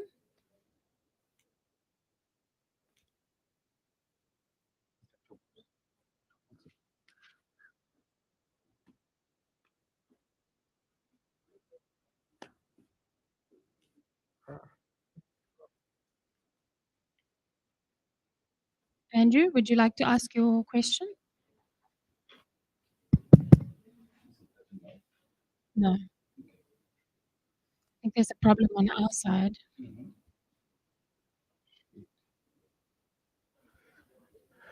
Okay, let's go. Russell? I think we're going around in circles in many ways, right? I think our problems are well diagnosed. I think we understand where the gaps are. And I think many of these issues are actually political around how we respond to the issues. And I like your comment on the middle class get a good deal. And we were just talking about that earlier. Michael wrote something a while back around private capture of public goods. And he listed education and healthcare as big targets. Healthcare is well documented because we had this whole NHI discussions now for the last 10 years. But we don't have a similar focus on education where public capability or public provision is actually being eroded by the rapid expansion of low-fee private schools, right? And I think, like healthcare, education is a professional-based system. You can't just take people off the street and get them to teach mathematics, right? So we have a growing private system that's drawing on the same pool of resources that's meant to drive public education. So you have a double whammy that in your quintile 1 and 2 schools where conditions are the hardest, you often have the least motivated and least qualified teachers, right? Because, we don't know what the solution is around that. And I think I'm also curious why we didn't include learning loss over COVID, right? When we look at what happened over those 2 years of COVID, where we went in and out of school over the different phases, Model C and private schools were able to transition to online learning a lot quicker, whereas we handed out laptops to low-fee schools, but it wasn't really in our capability to teach that way. So we haven't really measured learning loss, right? And what the catch-up is. There is a level of bureaucratic exclusion when it comes to schools. We've created these league tables with schools wanting to achieve 100% pass rates. And essentially what starts happening in grade 10 is we start bureaucratically taking students out of different streams, right? So we encourage students to take, what do you call this, math literacy, or rather than pure mathematics. And in fact, we start assessing them from grade 8 already whether or not we should keep them in core maths. So the system is actually working against the intent to improve mathematical outcomes. And I think it's like a local political issue where the school wants to do better than what they are. When it comes to healthcare, we spent 2 years writing that report that thankfully you cite on high quality health systems in the SDG era. And I think Dunedin is okay for healthcare because it's really located around a particular facility and how we deliver it.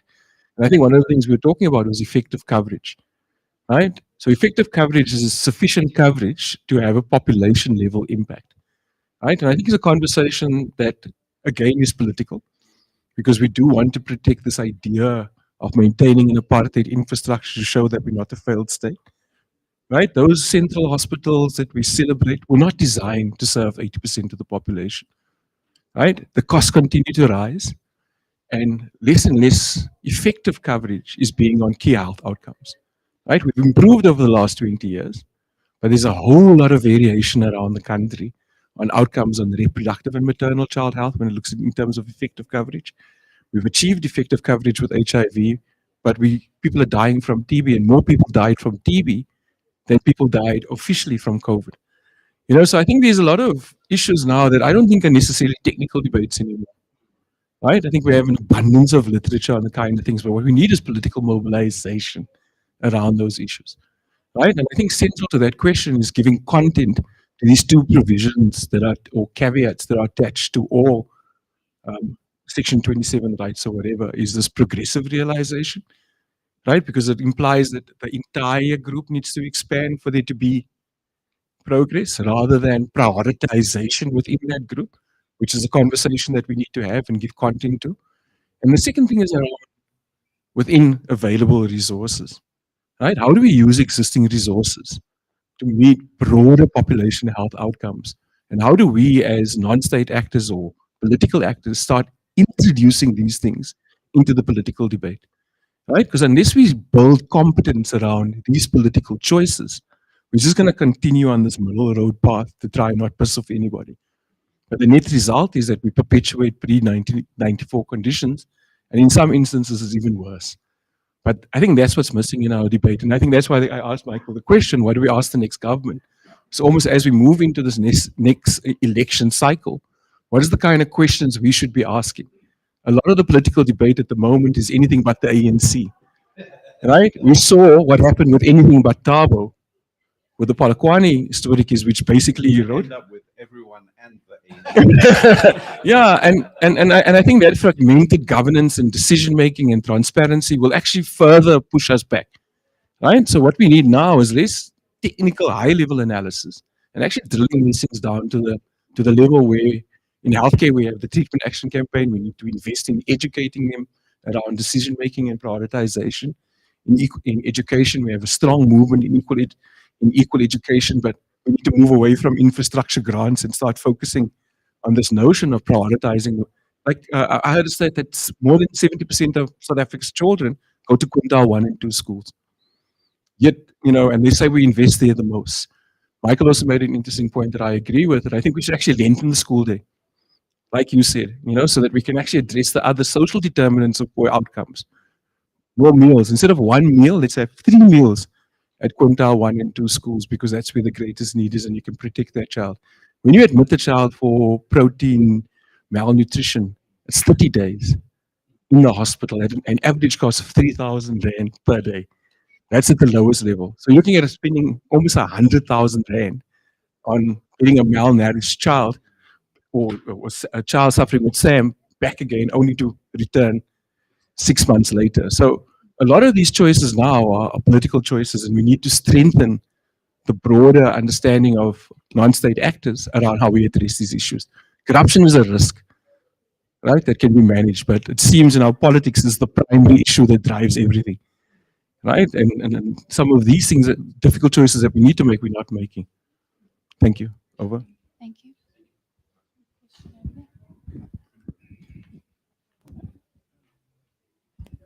Hi colleagues, my name is Lazula Vabaza. I'm from the Office of the Chief Procurement Office at National Treasury. So my comment basically is quite brief. And let's just say that, acknowledge that the presentation were wonderful and they were also enlightening.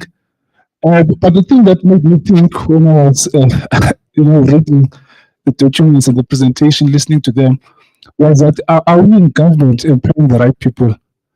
I get worried sometimes that some of these messages, they land in the wrong ears.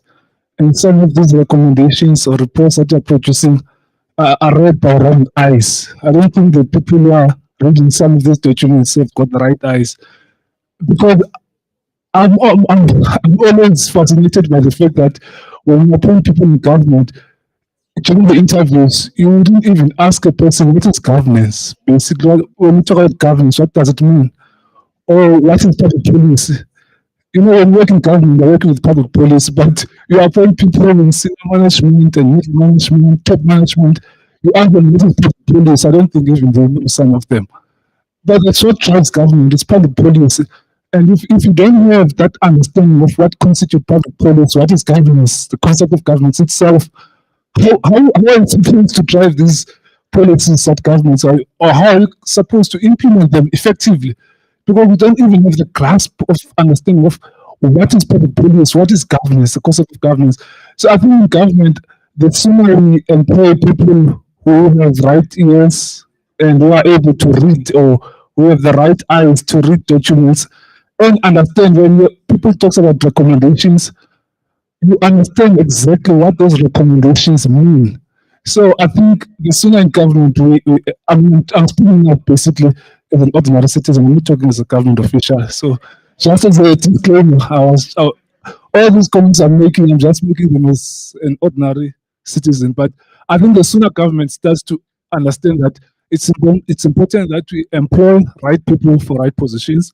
And I think I must congratulate as well government with this program they are running now called professionalization of the public service. But that's a good initiative. It's quite important that we begin to professionalize public service. Otherwise, we're going to go around in circles. We're going to have all these debates in 2030. When it's time for us to review the national development plan, we're going to come back again because we don't have a professional public service. And the sooner we embrace that concept of the professionalization of a public service, we're going to move forward. We're going to deliver effectively. We're going to do things differently.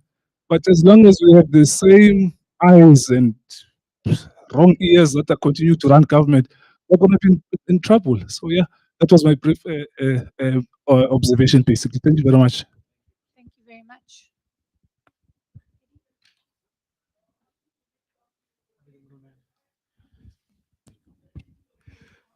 Yeah, thanks, Russell. So, what I'm about to say may sound contradictory, but I suppose it could be a reflection of what the first set of presentation was saying about misalignment between the budget and the policy.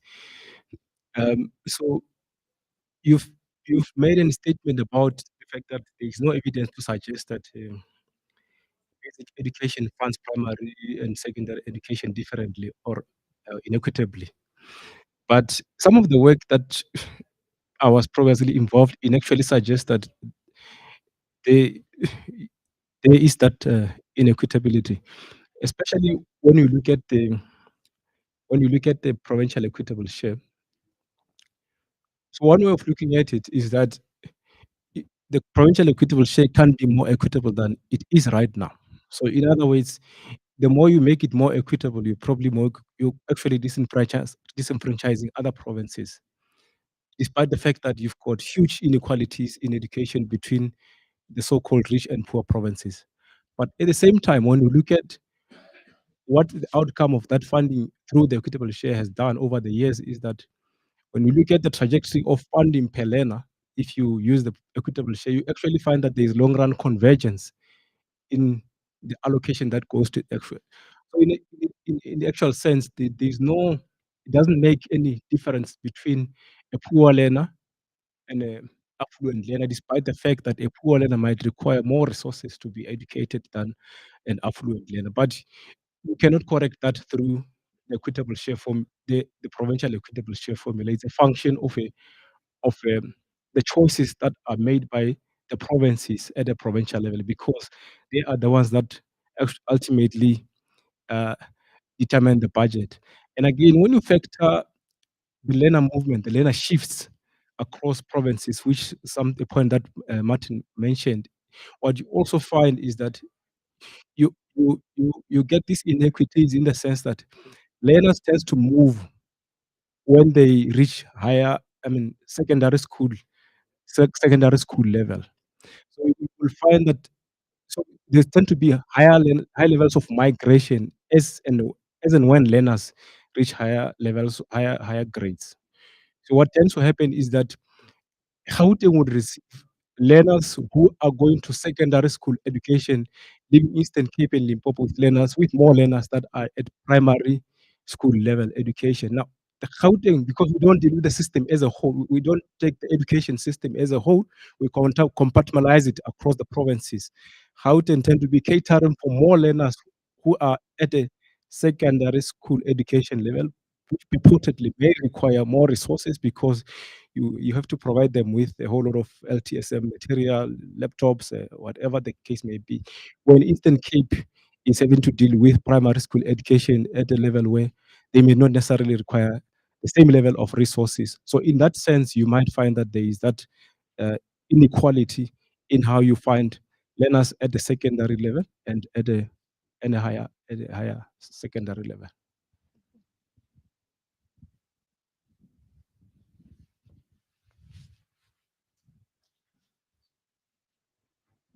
Thanks again for two really excellent papers and presentations. I don't know if I'm on, but so the idea of quality uh, is something we can fall into a trap of thinking about it as something that we're going to do to a government institution to make it deliver more quality. And what we forget when we do that is the complexities of how that government system interfaces with society. Because the successful social states are social states that provide services in which there is a middle class also participating in those services. And so relatively affluent, relatively more educated, relatively more empowered people are part of the same system where the poor are participating. So the question I'm raising is, first of all, can you have quality basic education if it's basic education in a ghetto? And obviously, it should not become an argument for not trying to do anything to improve the quality of basic education. It's just to say that there is a problem here, that you've got a system which is staffed by relatively affluent, relatively more educated, relatively more empowered people, i.e. teachers, and delivered to the poor. And there are no middle class people in those classrooms or kids in those classrooms. And in those conditions, how much can we really improve quality? Are there other bigger quality issues that require creating a common education system? And we can make similar kinds of remarks about private and public healthcare. You know, we have doctors and nurses delivering to the poor. So also, I think it would be nice if problems can be solved by budgets, by changing budgets. Because changing a budget is a relatively easy thing to do, or changing a financial framework is a relatively easy thing to do. But I'm increasingly skeptical. One of the great things about the basic education budget in South Africa and the system is incredibly formula-driven. In fact, all our social provision is formula-driven. There's very little politics that goes into allocating resources. It's all done by formulas. I think that's a bit of a mistake in the approach of something I would slightly disagree with the approach of the education sector, which is that it says at some point. So a more important formula than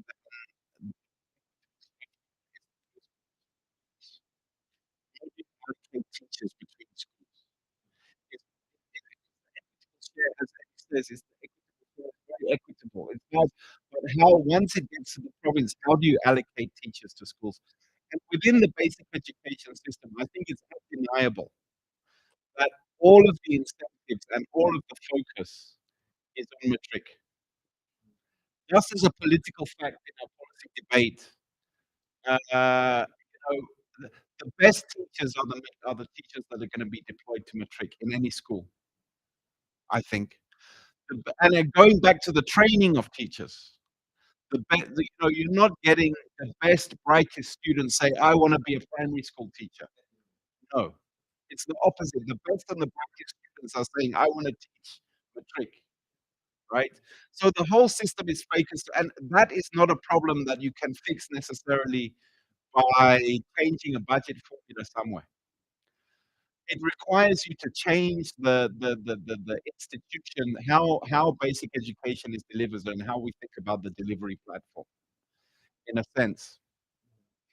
Um, yeah, so I think that's it, yeah. But how do we shift? So okay, I knew there was a last point, which is so this I wanted to just address these two paths, this high road of Nick Spall and this low road of Martin Gustafsson in terms of education reform. To put it crudely, that's how it's emerged here, where kind of Nick Spall, and if he's listening, hi Nick, is saying like, if we're not, I don't know, Singapore in the next 5 years, we will have failed a generation. Therefore, we have to fundamentally shift the path through deep reform of the education system. Versus maybe Martin is saying, look, we're actually making slow but steady, sure progress with the system we have. I think we should think of those as two extreme positions on a spectrum. I don't think Martin is trying to say, or people in basic education are trying to say that everything with the current system is perfect, and there are no reforms that we could consider that would improve things. And I think the reforms that are obvious that we need to consider is somehow changing the dynamic of the foundation phase of basic education. How we do that, I don't know. But currently, the system is tipping all the incentives towards the senior phases, and we need to shift the system, the focus of the system towards foundation. We need to have a discussion about how to do that. Great, thanks. We've got one more question online. It's great great presentations. Question is on the primacy of primary healthcare. This has been a strong theme in health policy since the 1978 on the ARTA conference. But is it really still the case that the balance in spending should shift further towards primary services? One reason for caution on this is that hospitals protect against catastrophic costs, things that households cannot afford. Another is that the quality of primary care depends in part on network links with secondary and tertiary facilities. So that was a comment from Andrew. I think over to you. Okay. Okay. All right. All right.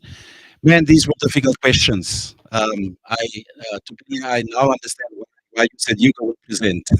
So let me just give you a practical example of the challenges I think with the basic education system. When I was doing my PhD, and I was about to really be serious about it. The sort of data that I looked at Botswana, I looked at Cuba, I looked at all countries where the degree of social segregation was not that stark.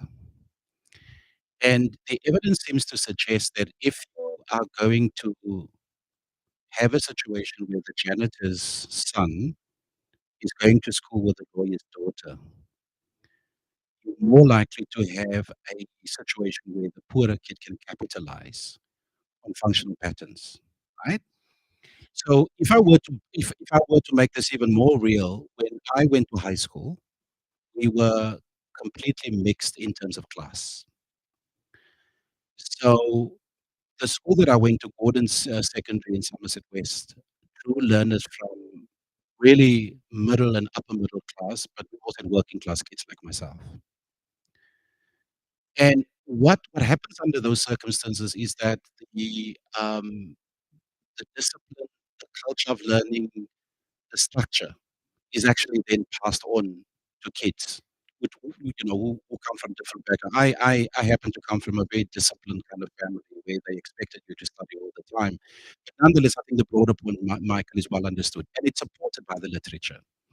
The literature basically, and I think in South Africa, there's a measure called the intra-class correlation, which measures the degree of separation. Um, and South Africa is one of the highest ICCs, which means that we have economic ghettos. Our kids are going to ghettoized schools, basically. And that makes it difficult, I think, from an intervention point of view.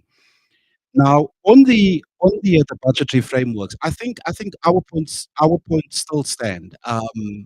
You you still need a reorientation of the education budget in either to support the existing quality initiatives or to support, for example, ECD. Because remember, everyone speaks about ECD, but nobody actually does ECD. I mean, ECD has been a Cinderella in the education budget. We obviously know for the political economy reasons, public ordinary schools are powerful institutions. They have powerful labor unions, um, and they're unlikely to want to change the position of public ordinary schools with its impact on ECD. I know I'm a UNICEF person, and I should be chanting ECD, and I do, but I think ECD, I concur. I think there was a paper done by Professor van der Berg not so long ago. I don't know if you were part of that team that basically said that the addition of grade R seems not to have made a difference to the overall outcome of kids who participated in that program, especially from a poorer kind of background, because obviously they participate in under different circumstances. So the question for us still remains: how do you do quality ECD in the absence of what I call organic ECD? In other words, the benefits that you and I got, and as a result of the benefits that we got, nutrition. Somebody speaks standard Afrikaans, standard English in your household. You go to school, you find a similar kind of learning environment, etc., etc. How do we do quality education under those circumstances? Um,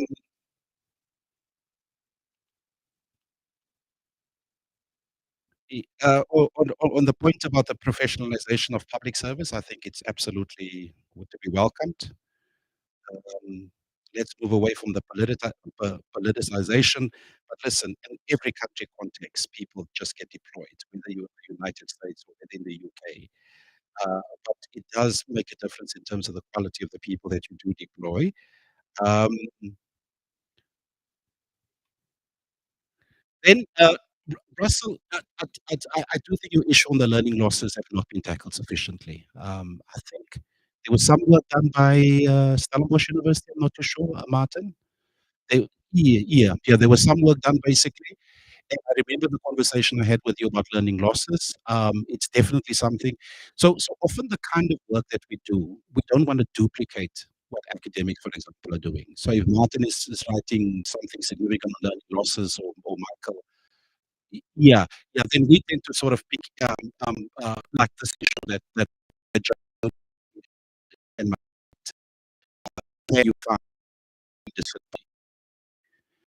supporting quality in health and education. And Michael, in spite of the strong arguments, I still feel that that will continue. It will be a continued focus for us as well. I mean, from the accountability point of view, the accountability point in education is significant. The school where my children went to, um, when I looked at the meetings were meaningful. Teachers were basically called to account. And unfortunately, you don't have a situation where you have a middle class teacher, as Michael said, and then you deliver, services to you know, to poor children. How actually making an example, new social housing vicinity of really affluent suburbs, and people are quite upset. And we have integrated a way of making sure that the sons, go to school with a lawyer's daughter. Whether that is going to be successful is a completely different issue. Um, Martin, I think your point. We will have a look again at the indicators. I thought they said to be included a third search, which we couldn't find this particular indicator. Uh, so I'll just have a look again and look absolutely through, but I think the point is well taken about our working relationship. It's a very good working relationship, actually, I think, with the education, with the education department.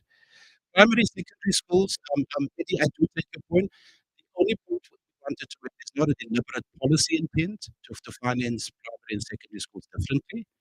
Um, so what you were describing basically the real effects of migration and how things actually turn out. And there might be a difference in how these two phases are funded, but we don't see anything in terms of official policy, at least, Martin, that the intention is to fund primary and secondary schools differently. We made that point because in some other countries, the point is made that you've got to fund primary schools better than secondary schools. But you can't make that point in South Africa because because of the demand for secondary schooling is almost universal.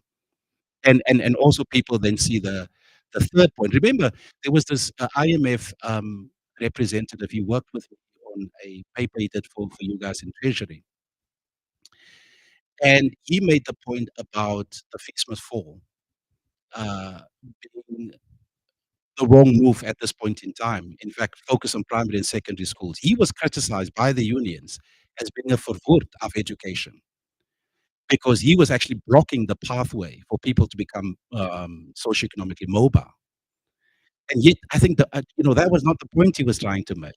He was basically trying to say that those who are likely to be the beneficiaries of fees must fall are more likely to be us. So we capture that.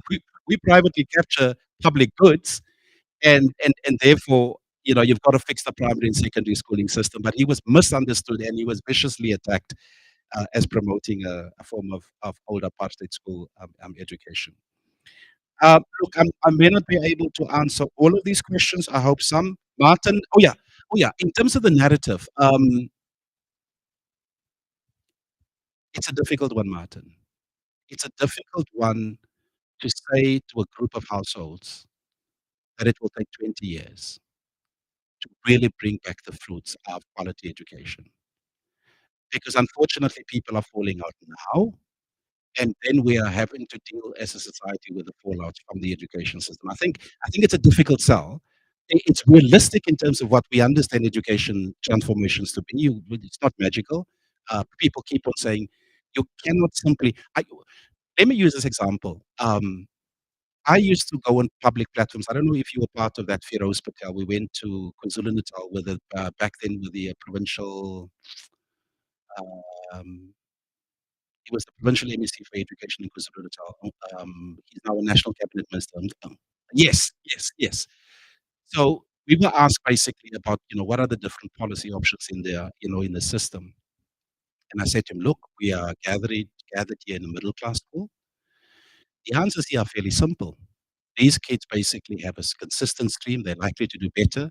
It's the kids outside of this particular system that we need to worry about, right? And I said something like, you can't expect the technicians to solve the problems of education. You guys have to be a bit more visionary. Not long after that, friends of mine basically who grew up in the township literally went to township schools, became part of the school governing body, and tried to make a difference. But they still don't live in the community, which is a different issue. Um, but there was actually something else I wanted to say, Martin. I actually lost my train of thought there, but nonetheless, I'll get back to it. Jody, please, please. I don't want to. No, it's all fine. When you said Andrew, I was really hoping it wasn't going to end with Donaldson, but here we are. No, I obviously highly respect Andrew and was listening to him talk at another event a couple of weeks ago. Look, the line, which I'm sure Andrew knows, is that primary healthcare is far, far cheaper care than hospital level care. So the more we do that well, the more we keep people out of hospitals, the less money we're having to spend on hospital care. That's the line, and it has been for a long time. And it is just sort of financially true. I think part of what we're seeing is that our primary healthcare system continues to be weak. The additional funding we're putting in there is not yielding fruit. We're not seeing better outcomes. In fact, we're putting more money there, seeing more people in hospital, even sometimes for primary care services. They're going to the outpatient department or they're going for at the end of the day because they don't want to go to the private healthcare clinic because it's suboptimal. The quality is poor. There's never any drugs. You sit in a queue for 8 hours or whatever the case is. So I think it's sort of mathematically the correlation is clear. It's much cheaper to keep people well and to be seen as a primary thing, and therefore it makes sense to invest there. The problem is an implementation problem that we have with all things, and I think someone should our diagnostics are good. We know what's wrong. The question is how are we going to change it? I agree with Michael in the sense that I've also become jaded that more money means you will do better. There are, many other things that that influence whether we do better or not. For example, there's been a number of studies around leadership and governance. This has nothing to do with money. It's got to do with who shows up, who is leading the clinic, are they a good manager, are they staff motivated, does it matter how they talk to patients, etc. And actually, we see our outcomes are much better in those facilities than other areas. So I think at this point is valid. The question is if we choose as a country to move our spend into hospital care, we buy much less for more money, essentially, on paper. Pardon? For less people. And we also aren't really making a case for keeping our population well, particularly as we age, for what will happen down the line. I think it's similar to education in many ways. Invest in ECD and you'll have better outcomes later on. It's the same. But I think the point that Andrew's making, which is really valid, is we've been doing this for a long time with no fruit. So what do we do? I'm not sure the answer is invest in hospital, but it must be something else. Thanks. So I've been asked to give a few closing remarks, and I've been very quiet. I do think money solves a lot. And there's always a budget answer to a policy problem. So I'm very clear, at least in my own literature that I read, that's definitely a path worth pursuing. One of the things that, and attending a talk yesterday that I think has happened in our discussion in the second half is we've got caught into binary, either or, hospitals or primary healthcare. Primary is more higher tertiary education. And I think what particularly made it more people, the analysis of the PIP project shows that we're being forced into these boundaries. There are decisions being made at a macro level that are reducing the amount of resources available for us to deliver quality services. The supply is actually getting smaller, and the need is getting greater. And so we're being squashed into this dynamic of more money solves the problem. Well, it solves the problem for the wealthy all the time. Every day, that's what we say.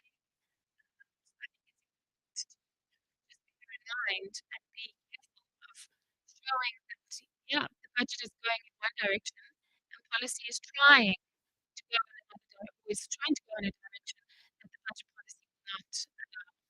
So I just wanted to emphasize that from my perspective.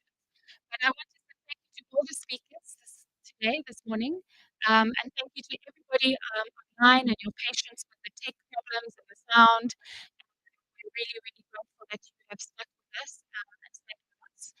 And we hope to have many more collaborations. Thank you to Obile for all the hard work in coordinating this as well.